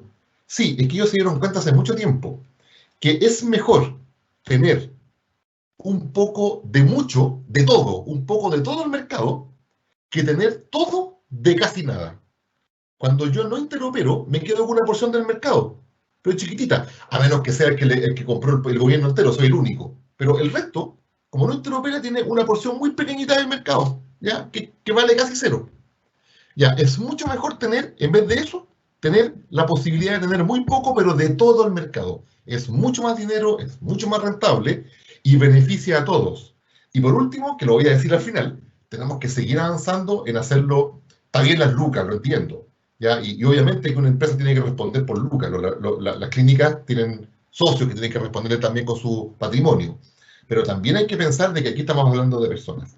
Y la salud se tiene que armar desde las comunidades hacia la salud que los atiende y no al revés. Muchas gracias. Una última pregunta para proseguir con la exposición. Eric Cortés nos indica, como siempre, excelente presentación, César, un placer volver a ser alumno de ellas. Mi pregunta es la siguiente. ¿Es pertinente y oportuno hacer un proyecto de interoperabilidad durante la pandemia, considerando los esfuerzos que considera y los recursos disponibles, todo en una ventana muy corta de tiempo? Eric, qué buena pregunta. Sí y no. Sí, un gusto saber de ti. Sí y no, Eric. A ver, si tú me dices hoy día, hagamos un proyecto de interoperabilidad nacional para integrar información, no lo hagamos ahora. Porque la pandemia es un desafío que hoy día estamos. Bueno, tú, Eric, sabes mejor que yo. No te voy a dar lecciones. Eric trabaja en el Servicio de Salud, entonces, de Santiago. Entonces, no te voy a dar lecciones de lo que significa estar en el combate. Pero para el resto, digamos. O sea, si hoy día yo me dicen, oye, conseguimos unos lucas del Estado para poder armar un proyecto de interoperabilidad, qué sé yo, no sé, para integrar registros clínicos electrónicos hoy día, no, de ninguna forma. O sea, hay mucho más que eso. Digamos, yo diría, hoy día lo que tienen que hacer los servicios y otro es buscar lo que ya está. Si hoy día hay mucha industria, emprendimiento, que tiene eso, pero es cosa de escarbar un poco. Si todavía estamos muy cerrados. Yo creo que ahí, yo he trabajado con varios emprendedores que tienen propuestas súper interesantes, como para poder tomarlas hoy día y mejorar las prestaciones que hoy día dan los servicios de salud, los hospitales, en fin. Hay que mirar, y precisamente el generar estas redes de contacto, el tener estas charlas y otras cosas más, ojalá genere también esa dinámica. Sin embargo, y justo estamos en la diapositiva, Eric, hay inversiones que son urgentes que tienen que hacerse en Chile dado la pandemia. Y precisamente, no sé si hay otra pregunta, Darwin, pero quiero responder la pregunta de Eric en base a esta diapositiva. No hay más preguntas. Ya, entonces, mira, Eric, tú sabes mejor que yo en todo caso, pero igual bien, digamos.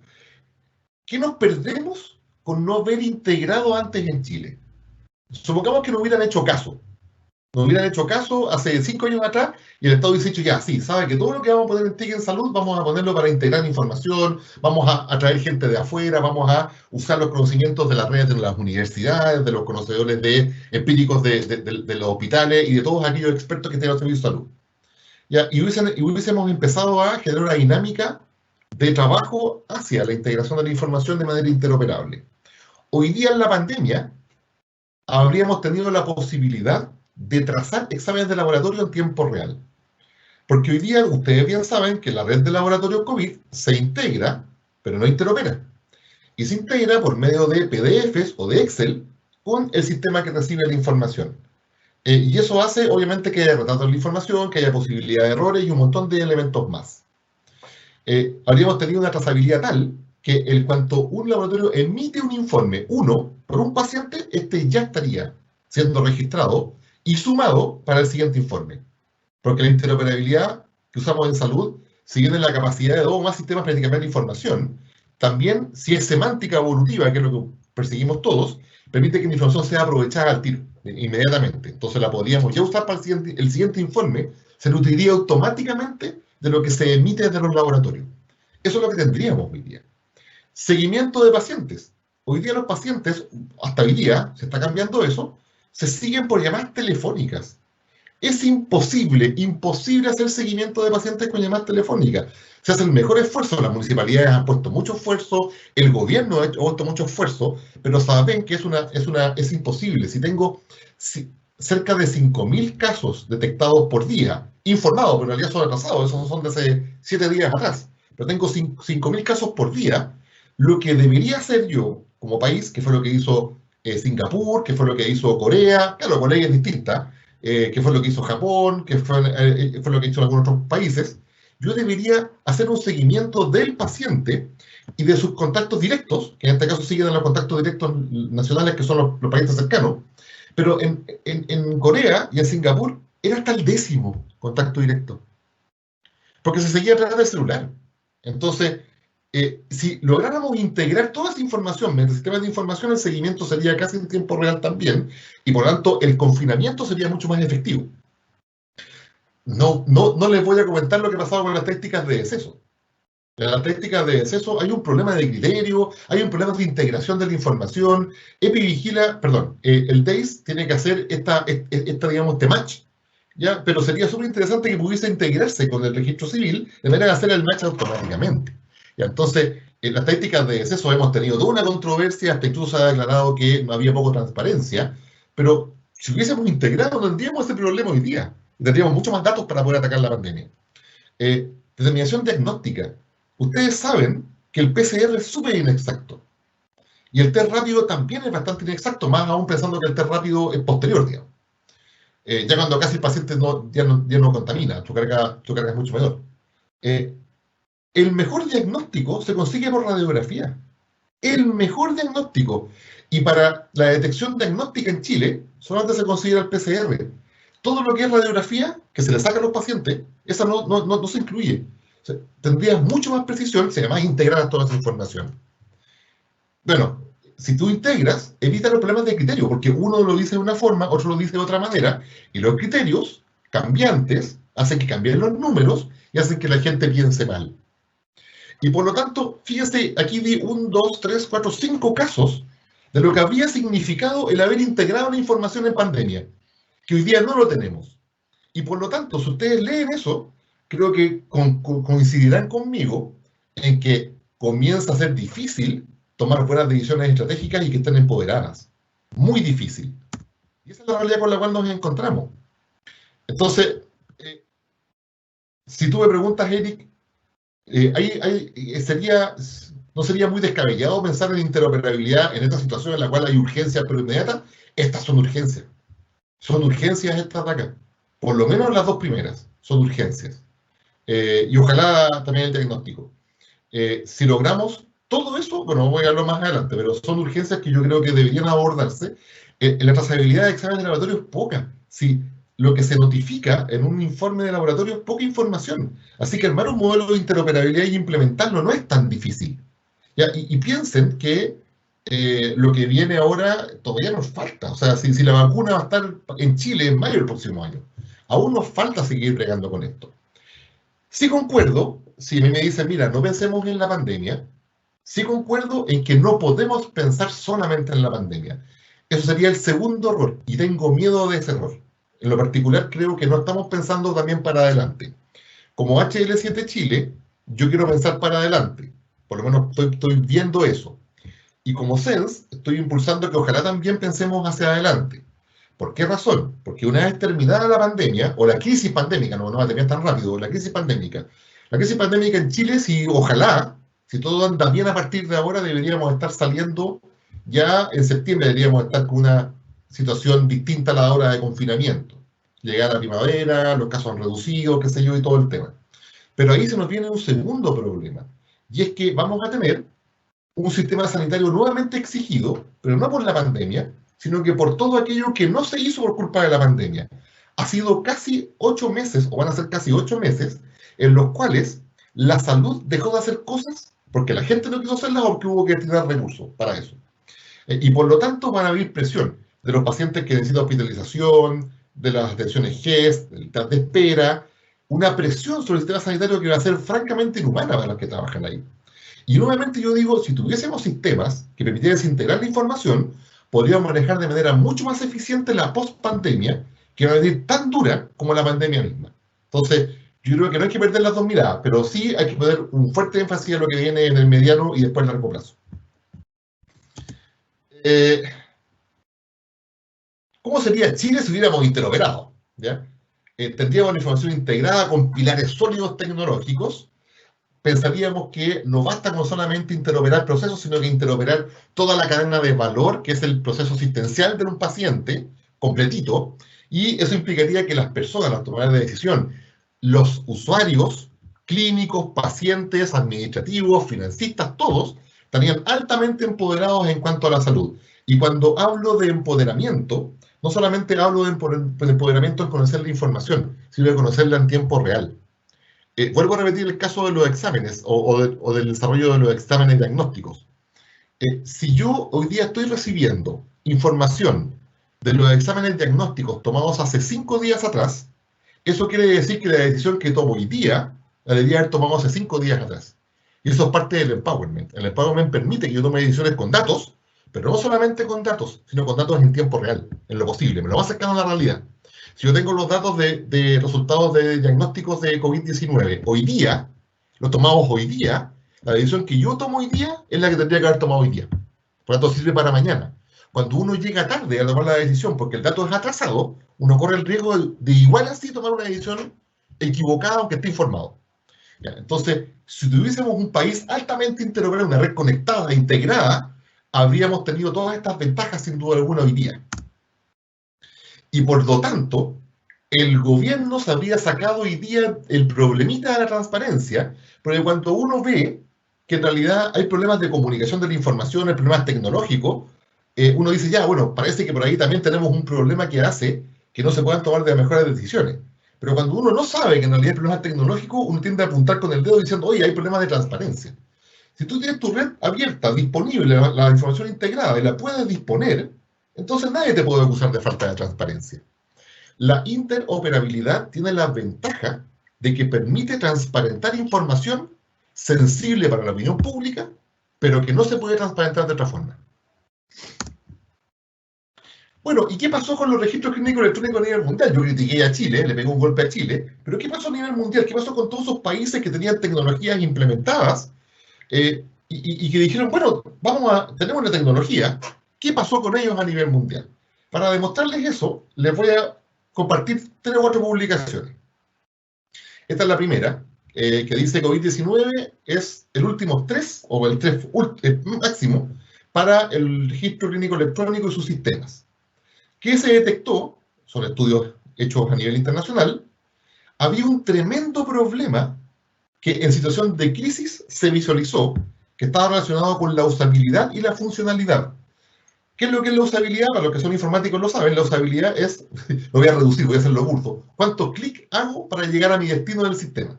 O sea, cuán fácil me es ocupar y cuán rápido me es la curva de aprendizaje para ocupar un sistema. Y la funcionalidad es cuánto me da ese sistema de lo que yo quiero hacer. Reduciéndolo de manera muy simple. Bueno, se dieron cuenta que en momentos de pandemia, la usabilidad y la funcionalidad de un alto porcentaje de los registros clínicos electrónicos se fue a la borda, ¿no? Era malo en alguna medida. Claro, tranquilo, ningún problema. Pero en situación de crisis, sí, el tiempo que uno dedica a escribir información en un registro clínico electrónico toma relevancia. Segundo, interoperabilidad. Se dieron cuenta que a pesar de que ellos creían que eran altamente interoperables, no lo eran. No lo eran. Y tercero, apareció la resiliencia de los ataques cibernéticos. Hubo en muchos países en los cuales hubo ataques malintencionados en momentos de pandemia a los hospitales. Aquí hay un segundo. Dice, COVID-19 expone la falta de intercambio de data e interoperabilidad. Problemas detectados en este documento, que era norteamericano. Fíjense, si Estados Unidos dice esto, ¿qué pensamos de nosotros? Carece de la tecnología para interoperabilidad para sortear el COVID-19. Eso lo dicen en Estados Unidos. Imagínense que en Chile nosotros ¿qué es lo que deberíamos decir? El registro clínico electrónico no debe ser solo de data clínica. Esto es súper importante. Carencia de la red nacional. En Chile ya empezamos eso, en Estados Unidos tampoco hay la red nacional.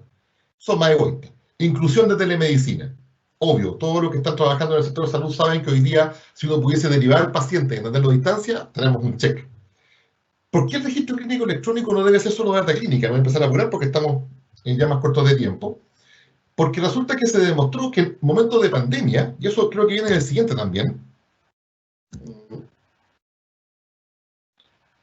Sí, creo que está ahí también. Se demostró que para poder sortear la pandemia, uno tiene que saber mucho más que solamente el dato clínico. Y ahí viene el problema que yo les comenté al principio.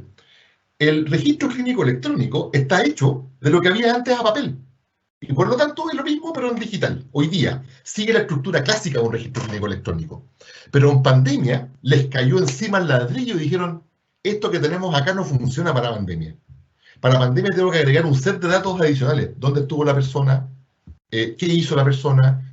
En Corea, por ejemplo, están las cámaras, lo cual aquí sería ilegal, están las cámaras que dicen, ahí está el paciente que tiene COVID-19 detectado ayer. O fue este cajero. 1, 2, 3, esas 5 personas lo siguieron. ¿Quiénes fueron ya? Vamos a entenderlos ahí. Seguimiento, en fin, hay un montón de datos de trazabilidad de la persona que permitirían que los sistemas hoy día informaran, por ejemplo, supongamos que yo voy a comprar, pedí un permiso, yo estoy en cuarentena, pedí un permiso, voy a comprar.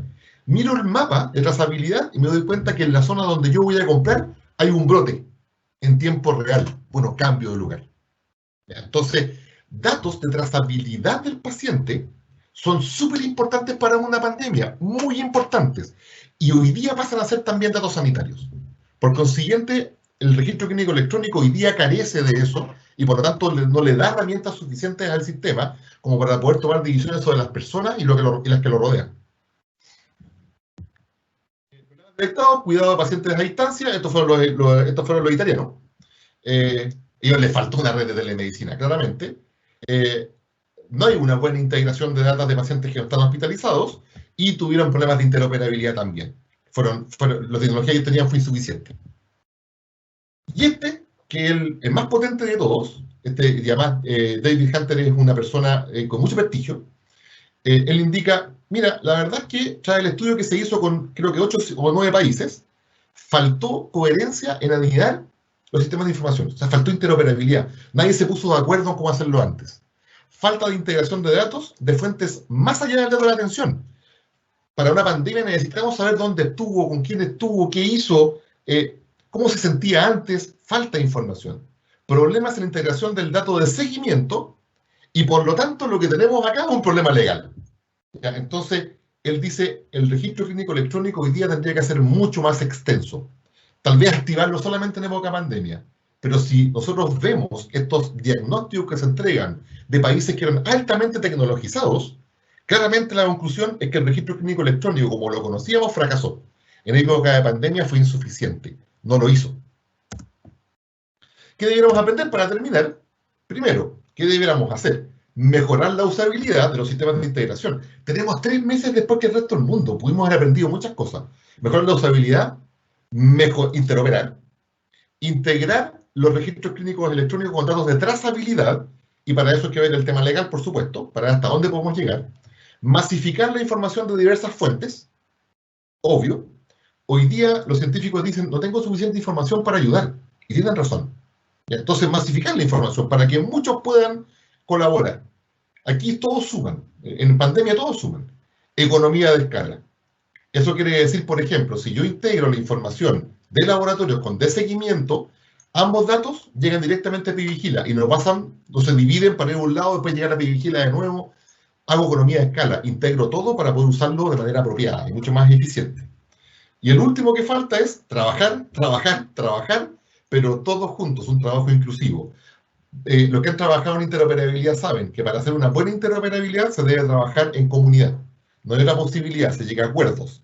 Así que ahora más que nunca hay que trabajar en trabajo inclusivo. Y además es importante, hay que abrir la información para el uso. En pandemia hay que investigar, hay que desarrollar, hay que abrir la mente a otras perspectivas. Mejorar la capacidad de interoperar, capacitar y otras cosas más. Revisar los aspectos legales para hacer un mejor seguimiento en época de pandemia. ¿Qué pasará? Que fue un poco la pregunta que me hicieron. Cuando salgamos de la crisis, del momento más crítico, yo quiero ser positivo. Creo que vamos a contar con un sistema sanitario fortalecido. Tenemos más ventiladores que nunca, aumentamos la disposición de cama, se inventaron nuevos sistemas. Yo que trabajo en ingeniería biomédica, tenemos hoy día una inversión, claro, fue en ventiladores, pero una inversión en UCI como nunca antes se había dado. Ojalá que eso lo mantengamos en el tiempo, nos demos cuenta que es importante. Y aquí voy a hacer mi crítica o mi aporte, no sé cómo llamarlo, como que trabajo en ingeniería biomédica. Ojalá que volvamos a pensar en que necesitamos industria local. ¿Ya? Esta pandemia también demostró que aquellos países que tenían industria local salieron más fortalecidos o más rápido.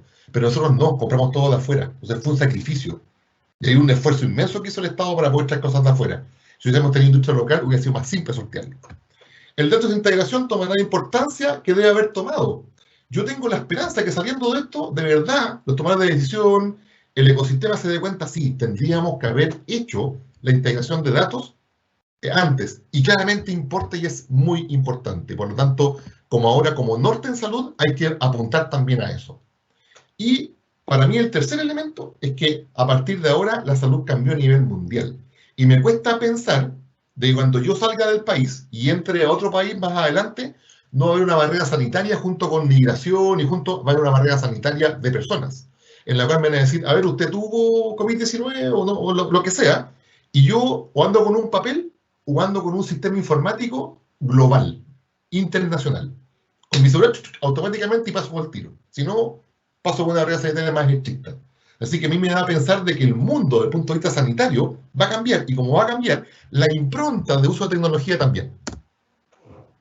¿Para dónde tenemos que avanzar en Chile? Hay que estandarizar en interoperabilidad.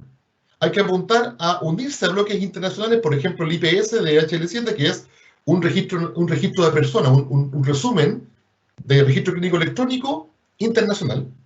Y, en algún momento lo insinué, integración comunitaria. Eso quiere decir que a partir de ahora tenemos que aprender, y yo creo que se aprendió, dado el aporte que han hecho las municipalidades, específicamente de atención primaria, con un tremendo esfuerzo, hemos aprendido que la salud se levanta de abajo hacia arriba. Yo he tenido proyectos en los cuales hemos participado con la gente en armar los sistemas de información, y ha sido súper enriquecedor. La gente sabe de repente más de lo que saben los desarrolladores. De hecho, la pregunta es muy simple. ¿Cuántas veces cuando desarrollo un sistema de salud le pregunto a los pacientes qué es lo que quieren? Yo creo que ninguna, o muy pocas. La salud se tiene que crear y la digitalización desde abajo hacia arriba. Y eso hoy día va a tomar más relevancia todavía. Bien, muchas gracias, eso ha sido. Si hay más preguntas, encantado de poder responderlas. Muchas gracias, César. Agradecemos esta gran charla que nos has brindado. Tenemos más preguntas. Andrés Núñez nos dice que a nivel mundial existen aplicaciones que obtienen muchos datos de miles de millones de personas a tiempo real en gigantescas bases de datos. ¿Por qué no aplicar aquello en salud? Que se siga llamando por teléfono a los pacientes absolutamente ineficiente. No sé. A ver, lo que pasa es que son decisiones estratégicas. Ojo, salud es muy distinta a otras cosas. Obviamente que yo puedo manejar datos de, no sé, de personas para tarjetas de crédito o lo que sea, y eso es obvio muy distinto a manejar datos sensibles de personas en salud. Cuando yo me meto a una página web, automáticamente quedo registrado, y esa es la razón por la que me llegan correos después diciéndome cosas. Hace un año atrás estuve buscándole algo para el cabello de mi señora, y navegué así, pero todo el mundo buscando la maquinita para el cabello de mi señora, y durante los siguientes 3 meses me llegó correos para el tema capilar, de que no se me caiga el pelo, qué sé yo. Efectivamente, hay sistemas que son muy voluminosos que trabajan en función de eso. Pero salud es distinto, salud hay que tratarla de manera muy discreta, muy sensible, con mucho cuidado. Pero la verdad es que no hay ninguna razón. Yo creo que lo que falta es voluntad política. En Chile falta voluntad política. Yo creo que hoy día ya tenemos las semillas para hacerlo, tenemos una infraestructura tecnológica súper potente, tenemos una legislación que podemos trabajarla todavía un poco más, pero está. Y tenemos, yo creo que las ganas. Hoy día uno va a los servicios de salud, uno va a las municipalidades, uno va a la industria y las ganas están.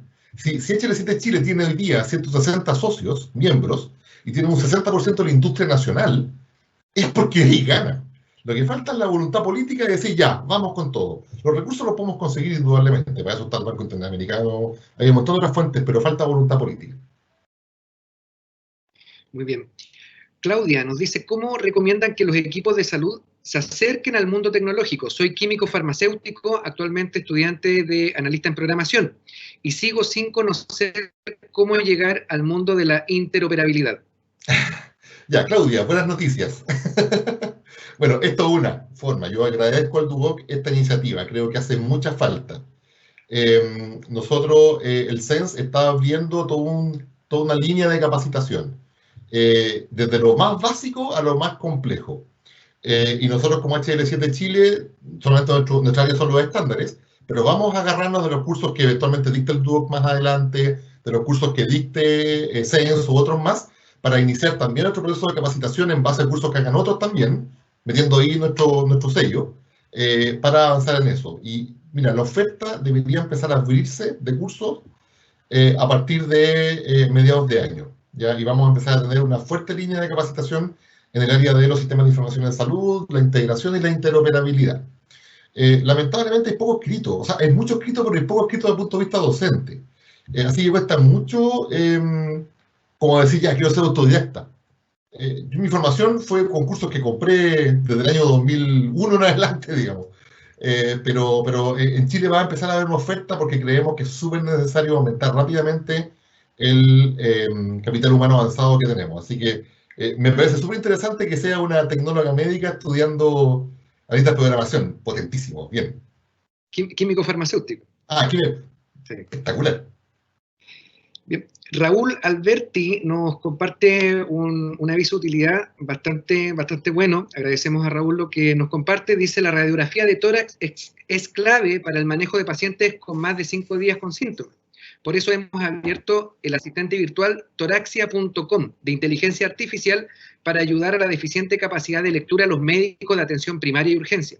Llevamos 400 médicos y estamos captando investigación para hacer investigación en torno a COVID-19. Quien esté interesado, escribir a raulalberti@alumbra.ai. Ahí vamos a dejar su aviso. Muchas gracias, Raúl. Ya, Raúl, yo Raúl lo conozco, lo agradezco, y tenemos que hablar, Raúl, porque precisamente hay una propuesta desde varios científicos para poder integrar la información de radiología. El tema del RISPAC nacional, en la historia así como la del oeste, en Chile muchas veces se ha intentado levantar ese proyecto y siempre ha fracasado. ¿Por qué razón? Qué sé yo, digamos, pero ha fracasado.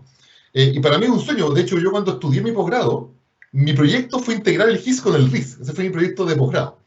Cuando yo ahí hablaba HL7 versión 2 y los tipos cuando me miraban en Chile me preguntaban cómo se comía, digamos. Casi me llevaron preso con una chaqueta de fuerza. Y así que a mí eso es un tema que me motiva mucho. Así que hay un proyecto en el cual HL7 Chile está metido y promete colaboración para poder integrar una red de radiografía, ya a través de estándares de interoperabilidad. Así que me gustaría, Pablo, ¿Pablo era, cierto? Raúl, perdón, me interesaría, Raúl, poder conversar contigo después sobre eso. Renato Pino nos dice: felicitar a César por su permanente trabajo, ha sido durante años precursor y sin duda lo lograremos con su presidencia en HL7 Chile, un gran profesional y mejor persona. Saludos y felicitaciones. Me tienen que reelegir, sí. Gracias, Renato. Cristian Cortés, ¿qué opina que las grandes marcas globales, Apple, Microsoft, Amazon, IBM, Facebook, Google, están incorporándose a la salud digital? Chuta, me da miedo.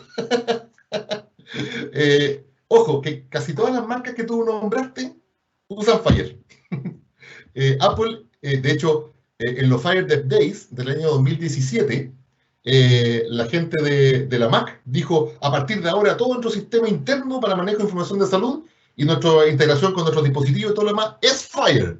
Y así, la gente de pie así, aplaudiendo, y así casi hay gente así como llorando, así se abrazaban. De verdad fue una cuestión emotivísima. Están avanzando hacia Fire, pero me da miedo porque ya sabemos lo que pasó con Google. Google compró bases de datos, no le avisó a nadie, vendió bases de datos. Yo creo que en la charla que di se ve un poco mi tono, que no es político, para nada es político, pero sí mi tono de cómo deben hacerse las cosas. Y para mí, esto tiene que ser súper comunitario. Entonces, cuando grandes empresas toman mucha información, a mí siempre me da miedo. Pero si logramos integrar e interoperar, eso queda reducido, porque tiene tanto derecho a la información como yo. ¿Ya? Para mí la información en salud tiene que ser abierta a los pacientes, sin duda alguna. Pero me da un poquito miedo. Bien por la industria, mal por lo que podría tener como consecuencia, tío. Y la última pregunta que nos llegó nos indica si es factible esconder información sobre esta pandemia con una orden legal, que algún gobierno pueda realizar aquello. Las leyes son de cada país. Uno revisa. Yo efectivamente creo que en Chile no se ha ocultado información. Pero a mí mi profesor de estadística me dijo que la estadística es una excelente herramienta como para poder decir las cosas de manera distinta. Entonces, estadísticamente tal vez uno puede pensar, puede dudar de manipulación. precisamente si hubiésemos integrado la información no habría transparencia, así que no se podría siquiera dudar de la transparencia de la información. No sé, a mí me cuesta creer que en Corea del Norte no haya casos, digamos. Y entonces, depende de la legislación de cada país. Me cuesta incluso creer las estéticas que maneja el mismo Bolsonaro, digamos. Así que, la verdad es que sí, depende de cada país eso. En Chile, inaceptable. Eso llega a pasar. No sé cuánta gente habrá aquí en la sala, pero yo mismo los voy a contactar y los voy a invitar para que nos vayamos a marchar todos juntos. Yo soy el primero que hago la bandera. La información en salud para mí sería inadmisible y yo ocuparía toda la fuerza que tengo, el arrastre de HL7, del CES, de las universidades, para que esta se vete, aunque sea por un tema pandémico. La pandemia se vence porque contamos con información abierta. Es la única forma. El Estado puede manejar cosas críticas, como por ejemplo, el cómo toma decisiones sanitarias y encuarentamiento y ese tipo de cosas, estrategias. Pero la información que llega a los investigadores, por ejemplo, es súper importante para nutrir con mayores ideas. La información que llega a los desarrolladores es muy importante para enfocar sus desarrollos a aportar. Por lo tanto, el cerrar la información, para mí sería un delito social. Bien, bueno, no tenemos más preguntas. Te agradecemos, César, esta participación. Como siempre, bueno, un placer trabajar juntos.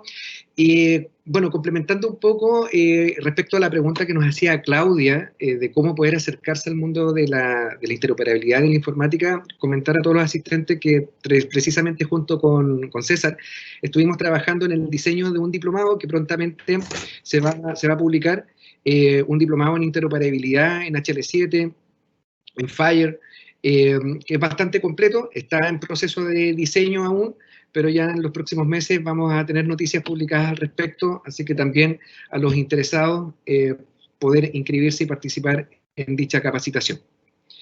Bueno, reiterar el agradecimiento, César, esperamos volver a contar con tu participación, tu presencia en alguna futura charla, como siempre, súper claro, muy expedito, así que muchas gracias. Y bueno, saludos a todos y agradecer a todos su participación y su asistencia. Contamos con una muy buena recepción por parte de la comunidad, no tan solo de Duoc, sino que comunidad nacional, de distintas universidades u asistencia de otras organizaciones. Así que agradecer a todos también su participación, las preguntas y los comentarios, todos muy bien recibidos. César. Sí, bueno, agradecer a todos los auditores y las preguntas. Es muy enriquecedor las preguntas que se hicieron. Dan mucho para pensar. Ojalá uno tuviera más tiempo para hablar de estas cosas así con un café, pero no se puede ni siquiera de eso hoy día. Agradecer a todos por la atención. Ojalá que les haya sido agrado, más que nada, abrir un poco la mente lo que yo les expuse el día de hoy. Mi correo está disponible, se les puede entregar. Puedo entregar las diapositivas después para que sean públicas y puedo colocar ahí mi correo. Cualquier comentario o acercamiento, ningún problema, también por el LinkedIn. Como utilidad pública, HL7 Chile tiene membresías abiertas para quien quiera ser parte de la comunidad. Si hay cosas que entran a la página, hl7chile.cl y pueden inscribirse ahí por una módica suma, es barato. Así que muchas gracias a todos ustedes, Darwin y al Duoc, muy agradecido por la invitación, para mí un honor. Muchas gracias, César. Y todos, bueno, atentos porque vamos a seguir continuando con un ciclo de charlas en las próximas semanas durante este tiempo con temas relacionados a la informática en salud en tiempos de pandemia. Muchas gracias. Gracias, Darwin.